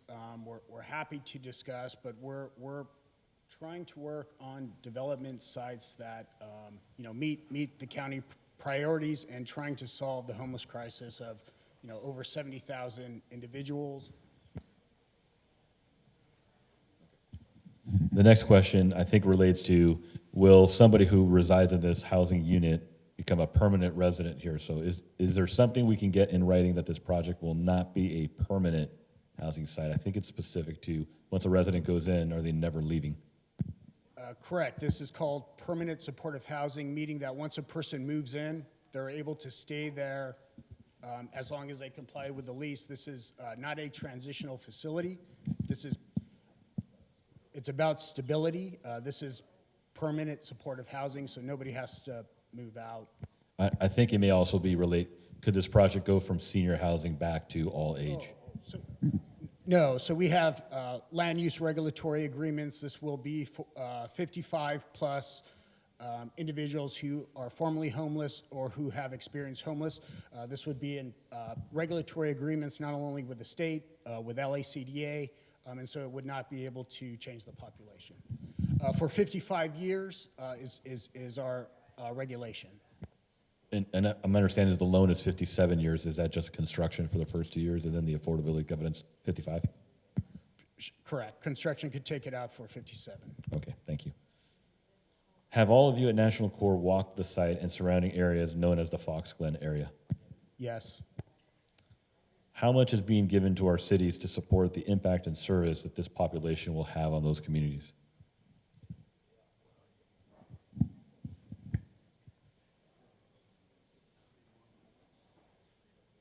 So any development will be subject to local development impact fees. So that's your police, fire, schools. And I guess in regards to your question, again, this development is located in the County of Los Angeles. And so development impact fees get paid to the County of Los Angeles. So all the any financial implications relate to the county since it's not a local city property? Okay. What is more effective, services for unhoused or services for the housed? So I've been doing this 20 years, and I started off doing outreach on Skid Row, like the one individual that came up here and said her mother did street outreach. And I've helped people from the street, I've helped people in housing, and I truly wholeheartedly feel housing is health. Housing is a space where you can address your medical needs, your mental health needs, you have a safe place to store your medication, you have a place to address wound care, you have a place to have hygiene, you have a privacy, you have dignity, to have your own space, a quiet space to just decompress, to be sick, to recover. So I honestly feel the more expedited route to recovering from homelessness is truly housing. I've seen on the streets, working within healthcare for a period of time, that folks get their medications stolen repeatedly, up to 3 times, and having to go file a police report just to get diabetic or hypertension medication replaced. It hinders progress of their own health care. Honestly, housing is the best gift to someone and the best space of stability, a pillar of support to provide care and wraparound services. The next one has some duplication from previous. So this is a previously unhoused project focused on 55-plus-year-old seniors. And this may go to the city of Laverne. What are the parking regulations in the Fox Glen area that would be considered or contemplated after this project is implemented? So throughout Laverne, there are nighttime restrictions on overnight parking. What a community can do if there is an impact from a high-density development or some other issue is petition for further parking restrictions, so it'd be a resident-only permit. So that's within our code, and it's within a lot of other city codes too. So more so what we would look at, again, is traffic flow. We would build upon the county traffic study. That's going to be very important to this. But it would be those parking permits, the resident permit parking, that would probably be the best approach to any incursion of extra cars into the neighborhoods. And the next question is duplicating basically what's the city going to do with any secondary impacts that come from this project, and I think it relates to evaluating and responding to that. The next question is duplicate value. Are you creating an opportunity for assistance or complete dependence for the residents of the project? I would say there's an opportunity for assistance. I mean, I think people go through different stages when they move into their unit. Someone brought up a really good point about isolation. We often see that within the first 3 to 6 months. It's a new space, it's new surroundings, new neighbors. Just like any of us moving into a new home, a new unit, you're getting to know your neighbors, getting to know what things you have around your space. But we really adapt the services to what's needed. So if we find that folks love salsa or love tango, we'll bring that on site to help people community build and find something that brings them joy and helps them stay connected to services. For case management, looking at things that allow for that space of engagement. I know an example project I have in my head, there's one individual that avoided us for like 3 months. We knock on the door, we leave a note, we were persisting. The one thing that the guy really loved was coffee and donuts. So we started Coffee Talk, and it was a simple way to get him downstairs, to connect, to have his coffee, to have his favorite donut, and it was a gateway to getting services. It was a gateway to making friends and connection, that social connectivity, helped with the isolation and helped bridge to services. So it's the little things. It's a mindfulness just like any other human being would need in their daily life. So yes, connected. Thank you.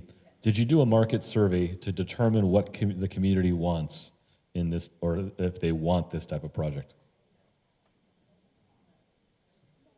No, a market survey done for what the community wants. No, we follow.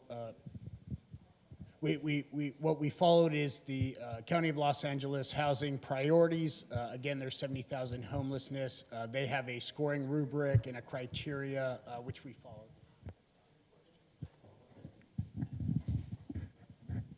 The way I heard it is, at least when I heard the question was outreach, and you did not do outreach. So when they talk marketing, I hear that. Stop saying the county. One of the requirements is to do outreach, and that was not done. So I just want, because you keep throwing out the county's requirements. The requirement that our office has for any housing development that goes in is community outreach. And CORE, I've already talked to your president, acknowledged that it was not done. I just want to set the record straight on that.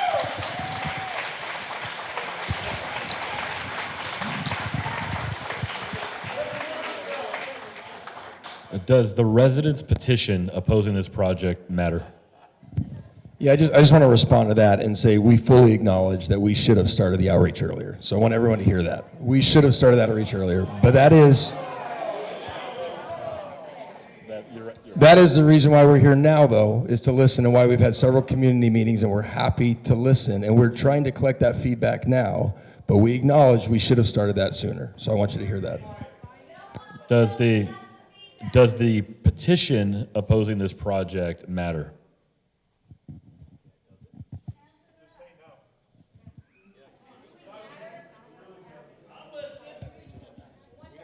Let's let them speak, please. Please. The petition does not have an impact for us as a developer, no. How will the water, there was a reference to the water district in a street within the Fox Glen. So how will the water district street in Fox Glen be protected, which I think it relates to the impacts that potentially come from this development? So I think when the question was posed, it was, you know, if the residents, if they got bored, would they go and you know, vandalize or,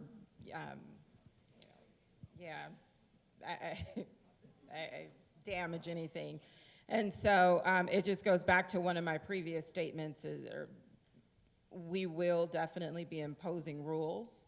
And so we'll have community meetings, things of that sort. You guys are more than welcome to come to the community meetings with the residents. But we will have patrol, things of that sort. So in a nutshell, we will be monitoring anything, and if anything does come up damaged, you can always bring it up to management. Let me clarify that. In terms of the enforcement, the rules, the ensuring the elimination of any nuisances that occur on the property, you're talking about on the property site, not necessarily residents that maybe create a nuisance off that site, correct? Well, when things occur off-site, we actually, and on our other projects, we do have our neighbors around the area. If something does come up, whether it's our residents, whether it's not our residents, they do bring it to our attention. And if it's within our power, we do help, you know, escalate, because any community we go into, we have a great working relationship with local PD, our city officials. And so even if it's not our residents, even if it you know, happens to be one of our residents, if it's not on site, we do what we can, because at the end of the day, we are a community. So hope that answers the question. Yeah, I think if I heard the concern correctly, it was if I'm in one of the units and I'm abiding by all the rules, I'm not allowed, I can't evict somebody who is following the rules, making the payments and whatnot. If I'm engaging in criminal behavior off the property that you have no nexus of control, that is not something that you have that is actionable. So if I create an encampment in the Fox Glen neighborhood on the water property, that's an issue between that property owner and law enforcement. It does not have a nexus to something you can do, correct? So if it's our resident, we can speak to them about it. Is it actionable?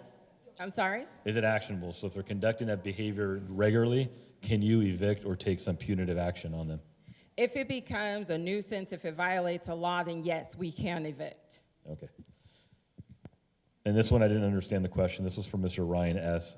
What do you have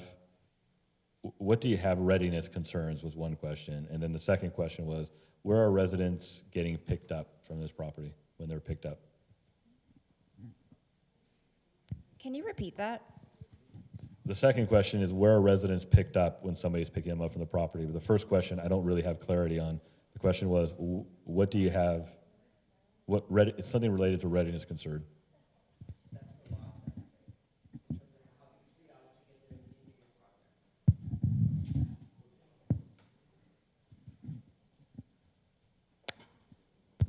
So do you want to answer the? So can you clarify? I'm just not sure I understand the question. How do you triage who is being placed in this facility? When it comes in contact, and then what you do, I mean, to get it into this facility? Okay. So as was mentioned, there are a number of hoops. Some of them are related to the homelessness system. Some are related directly to the building in terms of their screening criteria, including criminal background checks. From the coordinated entry system perspective, as I mentioned earlier, we draw the pool of folks that are matched to units based on folks being enrolled in programs that are serving the local area. We prioritize folks who have their documents in order because we want to make sure that folks can move in quickly and meet the eligibility criteria. So there is what's referred to as the coordinated entry assessment, which is a tool that helps us better understand whether folks will need services ongoing or not, and based on that, we create these pools of eligible individuals. We specifically, as I mentioned, have made amendments to the prioritization that allows us to have increased focus on the local jurisdiction, and we've also expanded the pool so that we're not just placing the most vulnerable, so that we don't end up creating buildings that are all super high acuity folks with really intensive needs. But we have a mixed community in these buildings, but all folks who need assistance. So we're coming to the end of the questions, so I'm now going over a secondary list that has a lot of duplication. So there should be a few questions. What are the potential jobs for residents living at this facility? So I think it's a variety. Like you or I, we have different skill sets. We have different interests and we have different abilities. So I think it's, someone mentioned Starbucks as not being an option. I think that being a great option. Starbucks has great benefits. I think even stock options, things like that. It's really what meets their needs. I don't think I can dictate what all residents in the building want, but we do offer linkage to job coaching, resume building, connections to opportunities within our training programs. I don't know, Greg, do you want to add a little bit more to that? Sure, yeah. I just share, these are seniors again, and they have life experiences and job, experience as well. So we play off of that. So we have case managers that work with them individually. We also have a program we call Core Academy, which is actually a workforce development training program that can allow them even to work in property management. So it depends on what their interest is that we would connect them with appropriate jobs. And the last question relates to parking. And it appears that you are not properly evaluating the need for parking. What are you doing to ensure that there's adequate parking that doesn't have an impact on the community? Hi, everyone. My name is Amy Bodak, and I'm the Director of Regional Planning. You heard from my associate, David DeGrazia. I sent him home because he's getting the sniffles, so I didn't want to sit next to him, frankly, anymore. The question is related to parking, and I want to go back to rules. And unfortunately, there are rules that all cities and the county must comply with, and this property and this project has to comply with those rules. And the rules are that these types of projects do not require the amount of parking that you or I or most people would think would be required in this location or in any other general location that's not in downtown LA. That is a fact. But this property is providing 16 parking spaces. I believe they are mostly volunteer parking spaces, and it exceeds the number of parking spaces that the rules require them to have. So we were talking about rule following a lot today, and they are following the rules. I understand that a lot of you don't like the rules, and my opinion is irrelevant here, but we have to follow the rules that are given to us by the state. The county has to follow those rules, and the cities have to follow these rules. So even if this project were in a city, whether it's Pomona or the Antelope Valley or Laverne, they would still have to follow the same rules. And so in this case, they are providing 16 parking spaces. Thank you. That was the last question. And so what we're going to do now is I will turn it over back to the mayors to do the closing and any questions that the council would have, and then we will adjourn the meeting.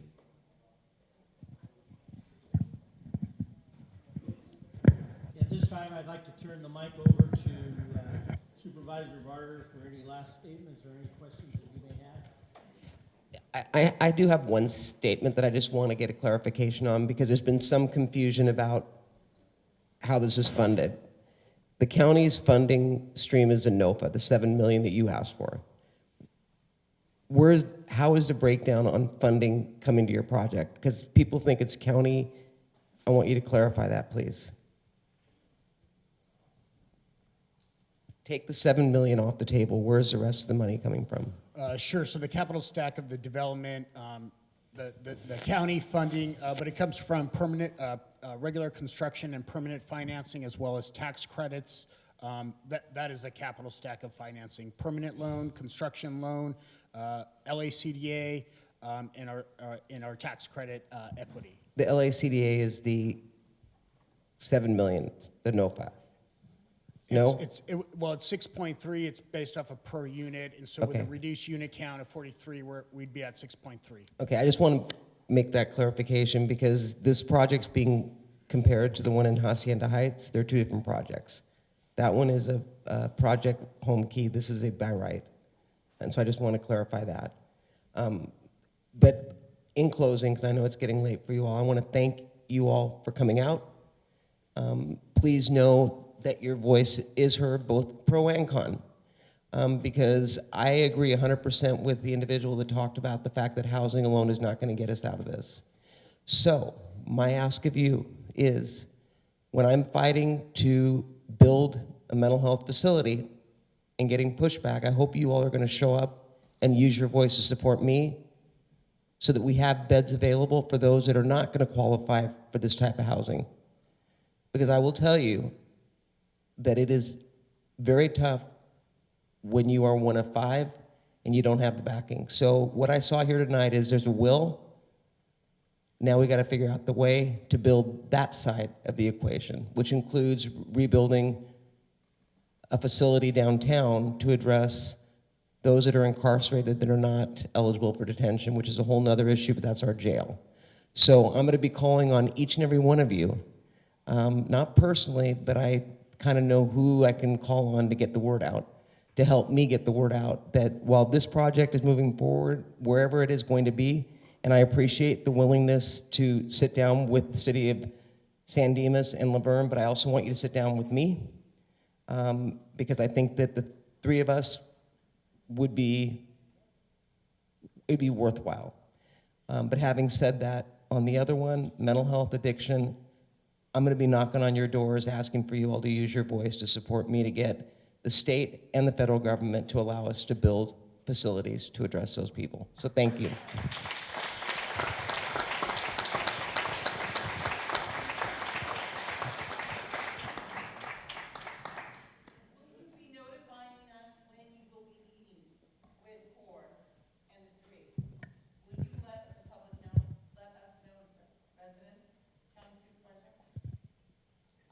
I'm an open book, yes. Of course, but it's not going to be a public meeting like this. I think that we're going to get a lot done, but absolutely, I mean, Vicki, in my office, our office is open every day, except for Saturday and Sunday. And I'm all about transparency, which is why I made the comment about lack of outreach. Because quite frankly, had they not applied for NOFA through the county, we would have found out about the project when you all found out about the project.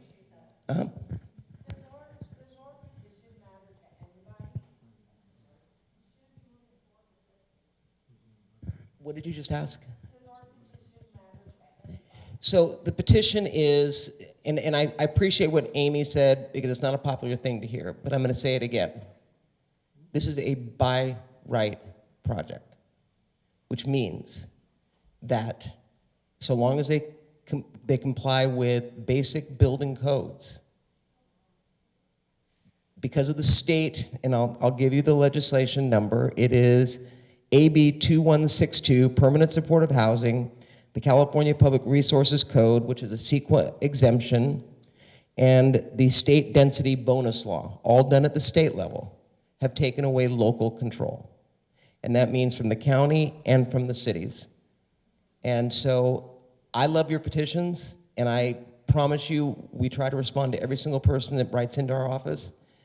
But in something like this is not going to come before the Board of Supervisors. That's why I corrected my new best friend about the fact that there is nothing to vote on right now at the board. There is nothing. This is a by right state project.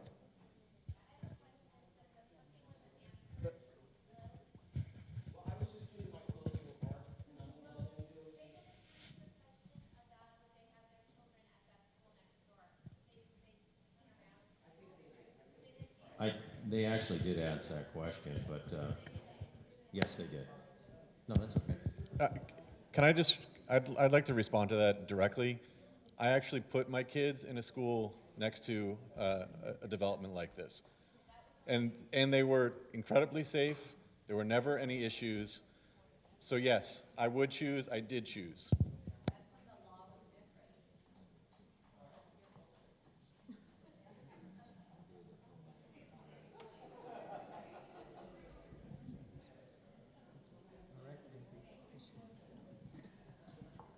All right, at this time, I'm going to turn the mic over to Mayor Hepburn, who's going to ask each one of his council members to make either a statement or they may have a question within it, but we're going to combine that so that we don't have two separate times coming back to question. So there'll be a question-answer type closing statement from each of the council members. Here's Mayor Hepburn. Like Emmett said, that's what we're going to do. Councilmember Lau. Thank you. So I don't have a question necessarily, but I would like to address both the concerns that the residents have raised and the way in which we have come to this place. And so I can say with wholehearted, from the bottom of my heart, that I believe in providing the services necessary to help people get out of homelessness. I appreciate that. And I appreciate you taking the time to talk about the services that you provide and what you can do to help make lives better, not just for the people that would benefit from the supportive housing, but hopefully for our communities in general, because the more people that are off the streets, the better for all of us. However, having said that, I would then urge you, because there's no necessarily going back in time, right? None of us have a time machine to redo what has been done. However, I hope that you are taking this away as a lesson learned, that you are supposed to be the experts in this area.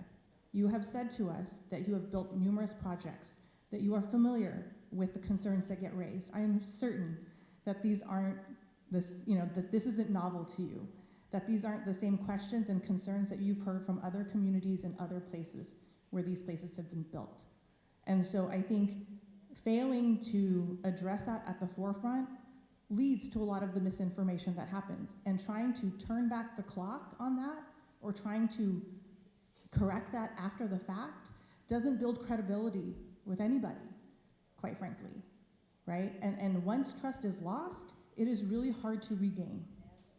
And so I think that, there are going to be people who are skeptical of what you are doing. There are going to continue to be people who question. So as a lesson learned, I think if you really care about the people that you want to put into this supportive housing, as I would like to believe that you do, then think about what it must be like for those people to have to move into a community that feels this way, right? Like if they are looking for a way to build that community and rebuild their lives, putting them into an environment where people have misconceptions about them or already fear them is not good for them.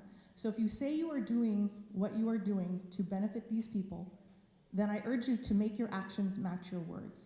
And to Supervisor Barger's point, the outreach should have happened on the forefront. And again, there is no time machine that any of us can get into. Trust me, I'm sure we'd all like to be able to do that at some point, right? But that's not gonna happen. So what I would urge is, you've already expressed that you would be willing to sit down with both cities and the county to think about a way forward that addresses the concerns and moves forward in a way that is helpful, or as helpful as possible to all concerned. And that means both the people that would be serviced by this project, but also the residents that it affects who already live in that neighborhood. So again, if you say that you are for these people and that you are for correcting the homeless issue, then I need you to think about that the next time you go into a community. How are you engaging the people that live there already? How are you educating? Because you're not helping if you're not doing that on the forefront. This is really difficult. And I think, you've seen the emotions, not just from tonight, but from prior meetings. And I'm not saying it could be avoided because you're not gonna change every heart or every mind, but you're doing a disservice by not thinking about that on the forefront. So I am hopeful that I will be hearing soon about when this joint meeting will take place. And I'm hopeful for fruitful discussions and compassion, as was discussed by many people here, for everyone concerned. because it is late, and we are all here, and most of these people don't get paid to be here. So, you know, think about that. So I appreciate what you're doing, I appreciate the services you've discussed, and I think let's try to do better for next time, and I look forward to working with y'all to make this something that can be workable. Thank you, Councilmember Lau. Councilmember Mesho Kashavagita. Cash. Thank you, Mayor. Appreciate you. Thank you all for being here today. Thank you, National Corps, for stepping up and being here in front of all our good citizens. You had mentioned 5,009 people are actually homeless in Area 3, which covers San Gabriel Valley. We are putting less than 1%, spending $33 million on less than 1%, 42 people to be put right here in our good city of Laverne, or as San Dimas Road. The person said earlier, whether this was Lordsburg or this now is Laverne. Makes me kind of wonder if this land really belongs to Laverne. Sorry, San Dimas, love you guys.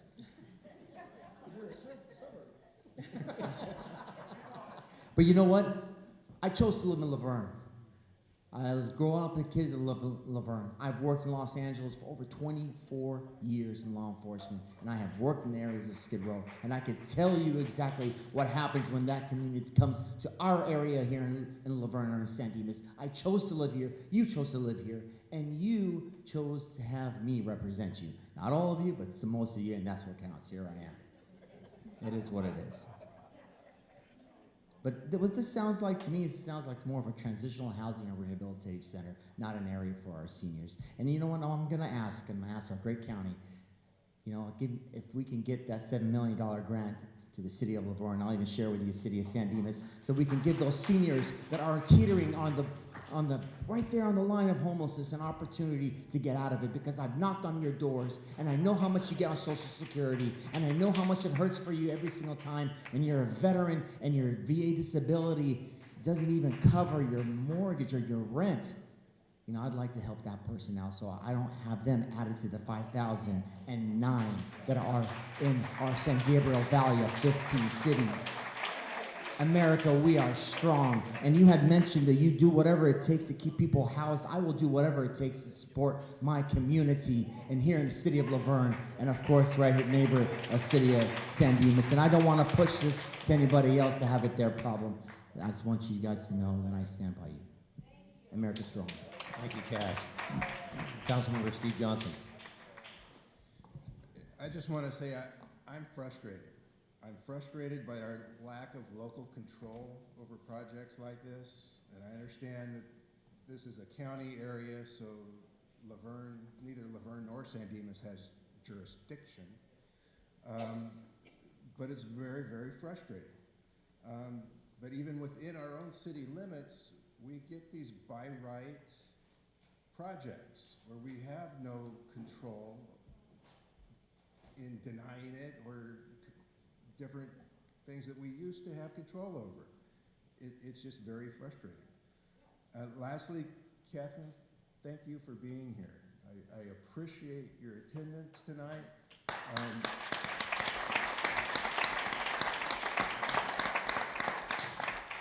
To hear what Laverne residents are thinking about projects like this, and San Dimas residents, I just have to say thank you. Thank you, Councilmember Johnson.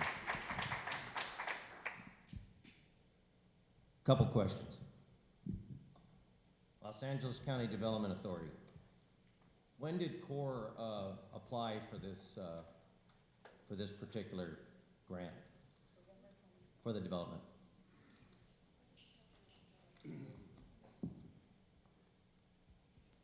When you went through the process. It was in November of last year. November of 2022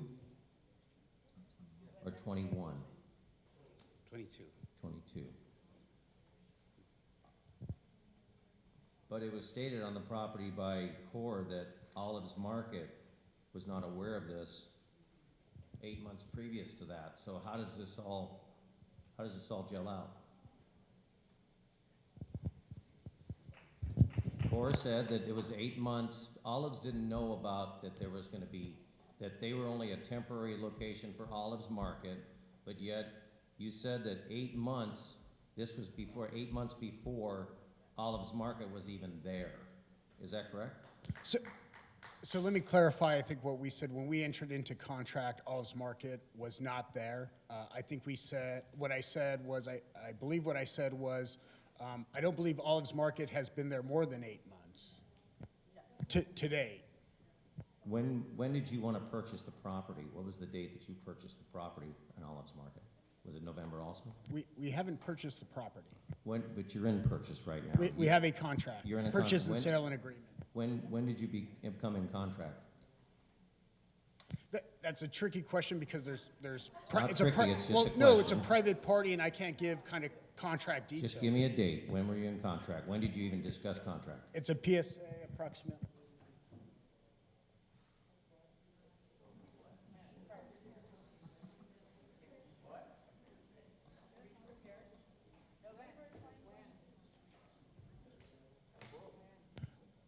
Approximately a year ago. We'd have to kind of pull that specific detail. So you're telling me right now, as the mayor of my community for the last 3 years plus, that you were discussing contract for a by right proposal in our residential neighborhood between San Dimas and Laverne for over a year without even contacting one of our elected officials, our city managers, and then you come and tell us that you engaged us in May of this year. How does that work? And I'm just mirroring what my council said. You need to engage with these communities when you're gonna put, and mind you, I'm on the San Gabriel Valley Council of Governments. As a matter of fact, I'm the president. We have the San Gabriel Regional Housing Trust. We have housing for the unhoused. We have tiny homes that we've supported that did it the right way. You guys need, when you come into our communities to develop something that's going to affect the lives of hundreds and hundreds of people, you need to come and engage with us first.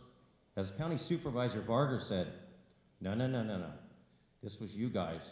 You did not engage. You did not come to our community. You did not engage the residents. You didn't even tell us about this until it was on the docket of a council meeting of the supervisors to approve your $7 million funding. And until we got a call, and our county supervisor's staff said, we told them, you guys need to pull this because we know nothing about it. So I guess back to the original, as Councilmember Lau said, shame on you. Shame on you for not coming and telling us what's going on when it affects the lives of our community. That is my district in Laverne. And I'll be darned if you're gonna come in here without a fight from our community. You think 5,000 signatures is some? You wait and see how many signatures you can get. This isn't the first thing that's happened in our community where we fought. We're a small little town, but you know what? We're tiny but mighty. So at the end of the day, you guys need to sit down with us. And my suggestion would be, let Olives buy that property. You come back to the drawing board between the two cities and find another place for this development. Because I'll tell you what, I was elected in this position, along with our council, to protect our residents in our city. And I'll be darned if you guys are gonna come in and do this, because you know what? We're a very generous community. You just come and talk to us both and we'll figure out something for these unhoused people, or these 55 and older. We have 7 mobile home communities in our city of Laverne. I know the city of San Dimas has 1. That we carry a lot of veterans and people that are still on the brink of losing their homes. But the point is, you messed up. You didn't come and talk to us first. Give it back to Olives. Let's find another place for you guys. Thank you.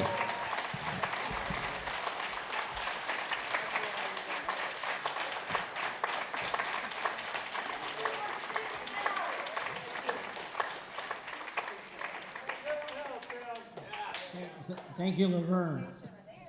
I think we know they're in the house.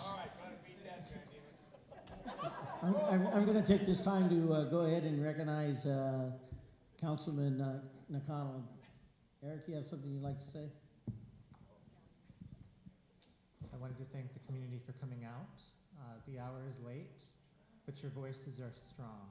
And so thank you for expressing your opinions, sharing your thoughts, and providing input to all of us. All of us up here listen very carefully to what you had to say, and we hope that we can move forward and find a solution.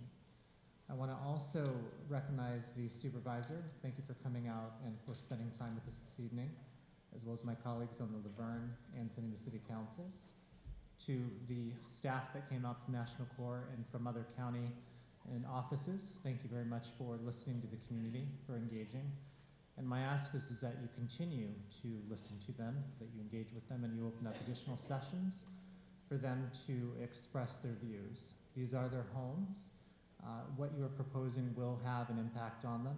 And so my ask is that you continue to engage with them and work with them to find a path forward. Lastly, I want to acknowledge the Laverne Police as well as our sheriffs for keeping us safe tonight, for staying late in the hour. We can give them a hand.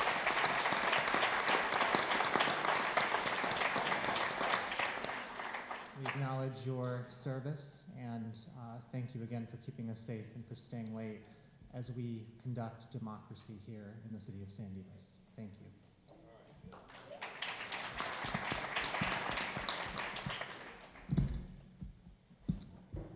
Councilman Weber? It is late, and because it is so late, I'm not going to build a soapbox that's too high. I do have a couple of questions that I think are very pertinent, and that starts with, in light of this particular site, what we've discovered through this whole process is that it's incredibly inappropriate for a project of this scope and size on such a tiny piece of land. I'm kind of curious what other project sites, potential project sites, were considered for this particular housing project. Because I think from what we've gathered in the community and from people speaking tonight is that no other sites were considered. It was a postage stamp of land that was available, and it was something that you guys could do, so it shall be done.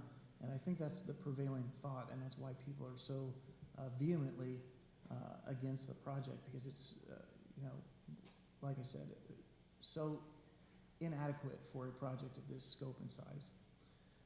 As we were talking about rules, do the rules that people would have to abide by include a no crime clause? I know some low income or affordable housing include no crime clauses that if somebody is convicted of a crime, whether it's on-site or off-site, whether their lease is terminated or they're in breach of their lease.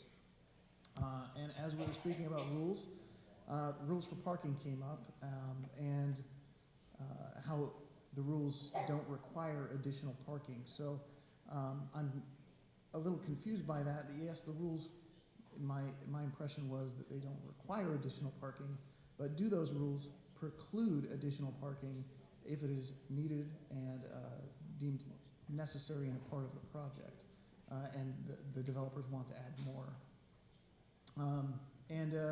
To touch on, I guess we'll loop back to those questions at the very end, but as somebody said about engaging the community and figuring out what customers want, and I think in light of everything that we know, we aren't the customer, and that's the sad truth. We're the ones that pay for it, but we're not the customer. The customer is the person that's going to be residing inside of this facility. So when National Corps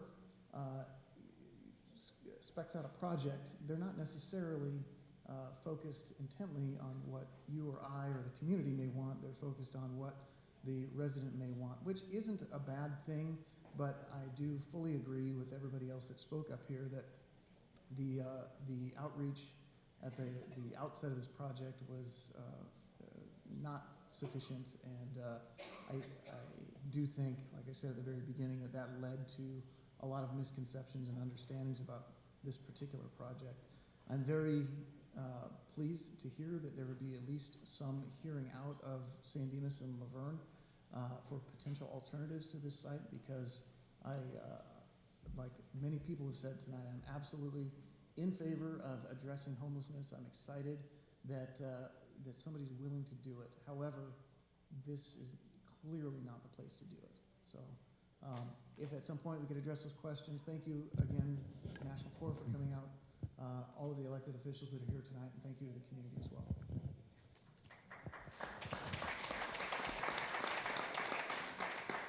Mayors and members of the council and Supervisor Barger.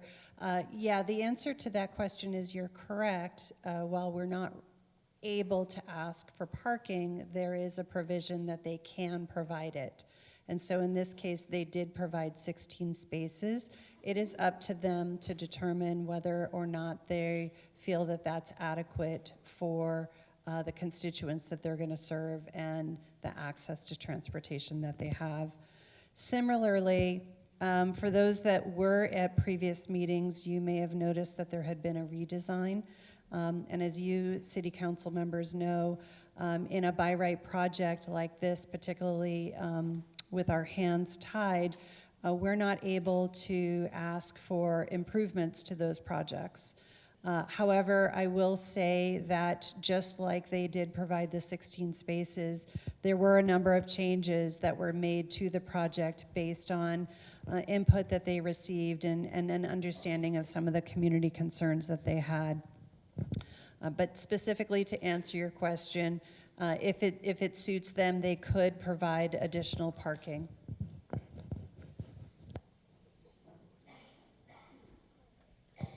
And then from my end regarding the crime, as Courtney mentioned, if it's in violation of their lease and it is a criminal activity, HUD does have some very clear set standards, manufacturing, distribution of methamphetamine, and other list of items that could immediately call for eviction. For a lot of our sites, I would say most of them, we do crime-free programs. So we work with PD, we create and cultivate a community of watching out for each other.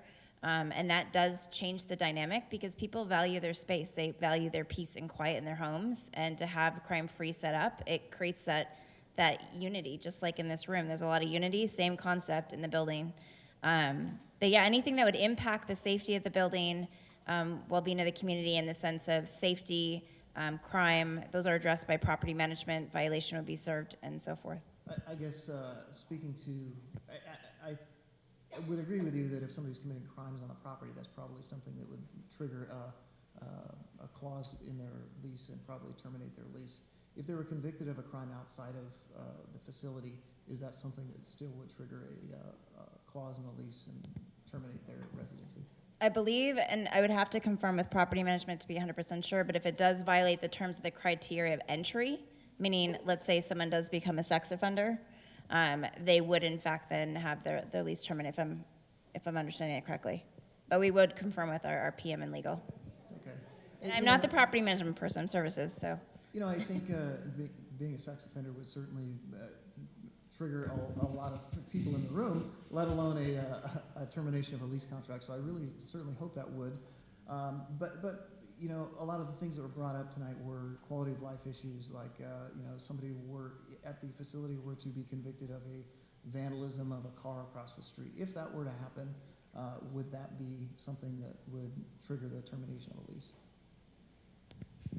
I think I'll just echo what Courtney stated earlier. I mean, we work with all of our neighboring communities. I know at other sites, if things come up with teenagers, because we know teenagers can be very active sometimes, those issues are brought up to property management. They work with the community, they address the issues. Sometimes it's working with the family unit. Sometimes it's working with the community partners, whether it's on-site or off-site.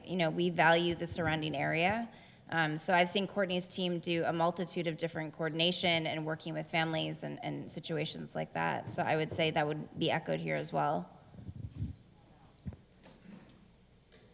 And then I don't know if somebody wanted to touch on whether any additional locations were considered for this particular project. On the note of sites, that comment, this is definitely not the only project in pre-development that we're working on. We work every day to look for other opportunities that could fit financing that comes out at all levels, at local, state, federal as well, in all regions, all counties, up and down the state of California. So we definitely have other projects that we're continue to work on, and we do look for alternative sites like this that continue to fit into the scoring, the goals of the different entities from where these dollars come from. So I completely believe that you are continually looking for more sites. What I'm specifically referencing is whether there were any alternative sites that were considered for this particular project. Or was it this piece of land is available, so we're going to build it? So I think you kind of answered that question. There wasn't a specific target or focus on this. It is a real estate development project. Real estate is hard. Affordable housing is difficult. It's like threading a needle. You got to align your sources. You got to address the cost. So part of it, at the crux of it, is like you mentioned, you got to have a willing seller to work with. And there's economics involved. You know, we got to come to terms. And like, you know, folks said, National Core has it's good to hear, a very good reputation. And so part of that is with the business community, the brokers, the sellers out there, and fulfilling and seeing our agreements. I appreciate that. And that's all the questions that I have. I appreciate you answering them. Thank you again for the community for coming out. But as other people have said, statewide, we vote for this. So we need to do better, I think, in the future. So that's all. Thank you. Councilman Vienna. You know, it's funny, at my day job, for you guys, for National Core, the county has something called these car meetings, and one time, you know, when Anna was Justice Deputy and this guy named Joseph Charney was Justice Deputy for Zev Yaroslavsky, I sat there looking like members of Family Feud contestants with my employer trying to answer questions of a panel that just kept getting thrown at you. And so I very much empathize and commend you for sitting through this and getting through and getting the answers out that need to be gotten out for the community, because it's important that they know. That being said, I find it highly offensive as the representative for the 4th District in San Dimas, where this place is, that I've literally never met any one of you. And I've attended all of your community meetings, your virtual one. I attended your last one here. And I've also been very vocal in educating the community. And so when I hear you say that you guys engage your community, it's hard to believe, and to the points that were raised by my colleagues here. And Cash, and Wendy, you guys are very motivating speakers, by the way. I appreciate your fortitude. But it is very concerning to me, because I want to believe that you're going to do this work. My brother-in-law's homeless. I've dealt with that with my wife, and it's a very challenging thing, especially for someone like him that struggles with addiction. But when you see that, you know, people have to want that change, right? And that's hard, and it's hard for the community. And I think that's the hard thing here, is that, you know, people need supportive factors. And, you know, when that person doesn't want that change, it makes it that much more difficult for this type of project to be successful, and the sentiment in the community. I wonder, when you say you're going to work with the members of the community, you know, what does that mean to the taxpayers in the city who are going to be burdened with providing those services? I'd be interested in what your impact is on first response to your places, all of your places, because I'd like to know what the taxing measures are on the fire department. What's that going to do to utilizing our resources from the fire district? How long is that going to tie up our ambulances? Because it is regular, and we do have senior housing here. The one thing that these two communities do really well is prioritize seniors. And we have a lot of seniors housing. Tim, we have more than one mobile home park, by the way. But thanks. Yeah. Well, but you know, when you talk about that, you know, Laverne has her own police department. San Dimas contracts with the sheriff's department, and that is an island, as someone referred to it, as of unincorporated area. And so, you know, some cities have solved problems by deeming places public nuisances and things like this. Like when people go and they see that a small business that doesn't want to, or a large big box doesn't want to address commercial theft, and next thing you know, they say, well, hey, maybe this place is a public nuisance, and what happens? We have to become responsive because of the crimes that are going out into the community from the tentacles originating from this place. So I bring that up because I wonder, San Dimas Sheriff's Department contract is going to be burdened with some of this. The citizens of Laverne and their law enforcement and their fire department may be burdened with this if the county fire district is busy. in some sort of mutual aid adventure.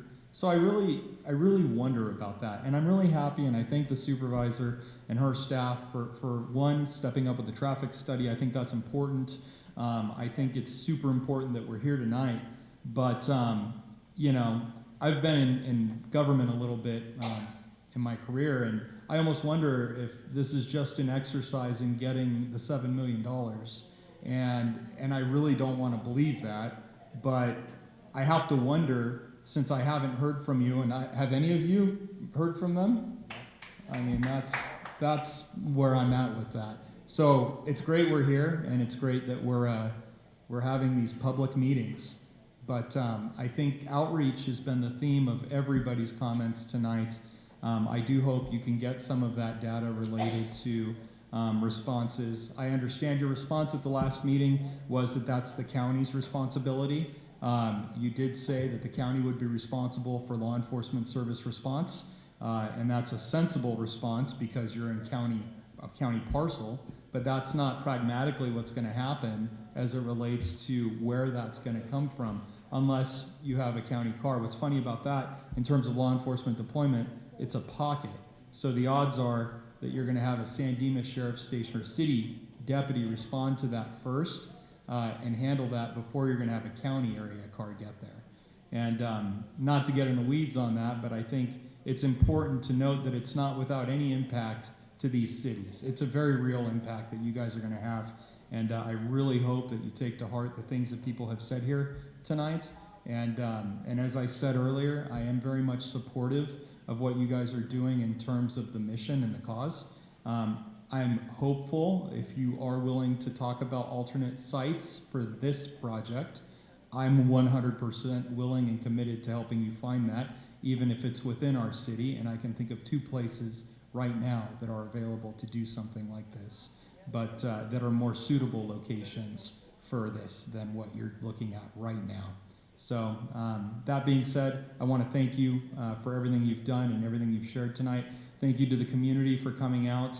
You're not heard, and I think you've seen that here. I want to thank the supervisor and all of her staff that have been here as we've gone through this journey together. It's not been without its bumps, but we are where we are today, and I hope, as everyone else has said, that we can move forward in a way that is productive, meaningful, and will help us achieve our common goal, which I think is helping people, improving people's quality of life, their mental health, and that's not just the people we're looking to house, but it's the people that reside here and the people that do business here. So thank you so much, and thank you, Laverne San Dimas, for getting together. Councilman Ebner. I'll be brief. Usually I have a few pages of notes, but I'll be brief this time. I'm not happy about the way that this came about and the way we were surprised or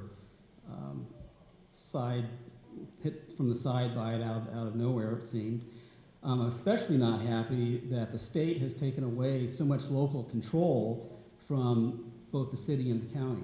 After all, we're elected to, as my colleagues have said, improve and maintain the quality of life, maintain standards, and in this kind of a situation, make sure projects fit the neighborhood. Make sure projects fit the neighborhood. They don't have to be identical to the neighborhood, as I always say, but they have to fit in with the neighborhood and not be, I guess you would say, offensive. Now, I support permanent supportive housing. I think that members of our community who will be living in this kind of a project, it's a good service for them. It's the right kind of service. It is the permanent kind of housing for those who were formerly homeless. It makes me think a lot about the people in our 5 mobile home parks, one of which we own, because they have small units. Yeah. Sorry, we're going to try to get 2 more so we can equal up. But no, they have small units. A lot of them have lower incomes. A lot of them are seniors, and our park is a senior-only park. So there's all kinds of housing. These folks are not going to be moving from the project across the street to the Fox Glen neighborhood. That's not their goal. Their goal is to have a roof over their head and be, like any other tenant, an apartment dweller who follows the rules, gets into the lease based on a background check and all the other kinds of things. So I'm encouraged that they're going to be coming into it through the coordinated entry system, because that system ensures that we're not plucking them out from in front of Albertsons and taking them to the leasing office. They're going through a system. I'm encouraged that National Core is going to be not only building the project, but managing it. I'm encouraged by the services that are being promised to be on site. All these things are going to make the project a success. I visited a couple of their projects, and as I've told them personally, and I've told others, the project as proposed was way too big. The project as it's proposed now is still too big. So if the project could be smaller, and we need these kinds of places, we need more of them, but they need to be spread around more. But if it could be smaller, and my personal suggestion would be, if you could go 2 stories in the front, 2 stories in the back, 3 stories in the middle, and I don't know how many people you would house, but that kind of project in this site would work. There would have to be a few things. The sidewalk's an issue. There's a few things that need to be worked out. So I don't support the project as it is now. I agree with my colleague, and Ryan mentioned 2 sites that I'd like to know about, because we do need to have some alternatives. I thank everyone for coming out, expressing your opinions very loudly and very fervently. And with that, I will just say that, again, a project like this is good. It needs to, like in the places that I visited, where neighbors around there actually praise the units, the types of projects that National Core has done in the neighborhood. They need to fit in with the neighborhood. Thank you.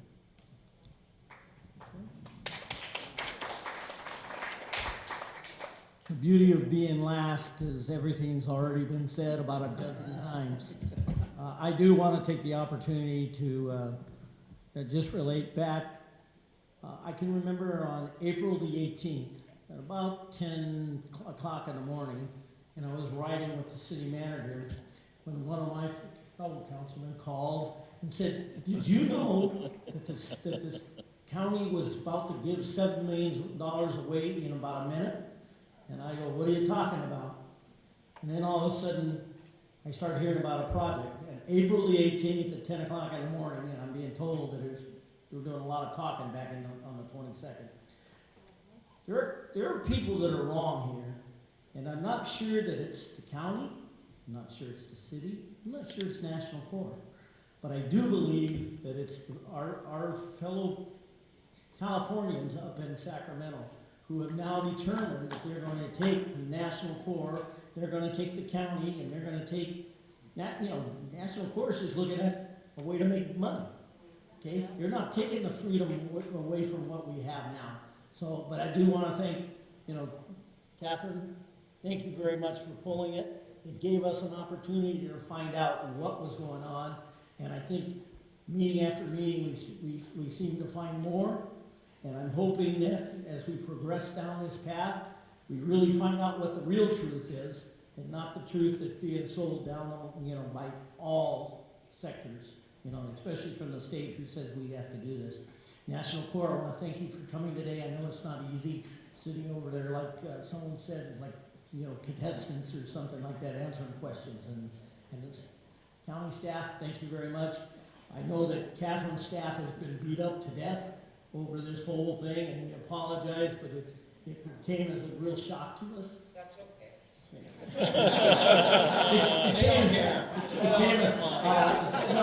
I will say that just recently, I had the opportunity to spend a meeting with Catherine and Mayor Hepburn, and to talk about homeless, and it just wakes our eyes up a little bit more about what it is. It is a problem, but we all know that's the wrong place.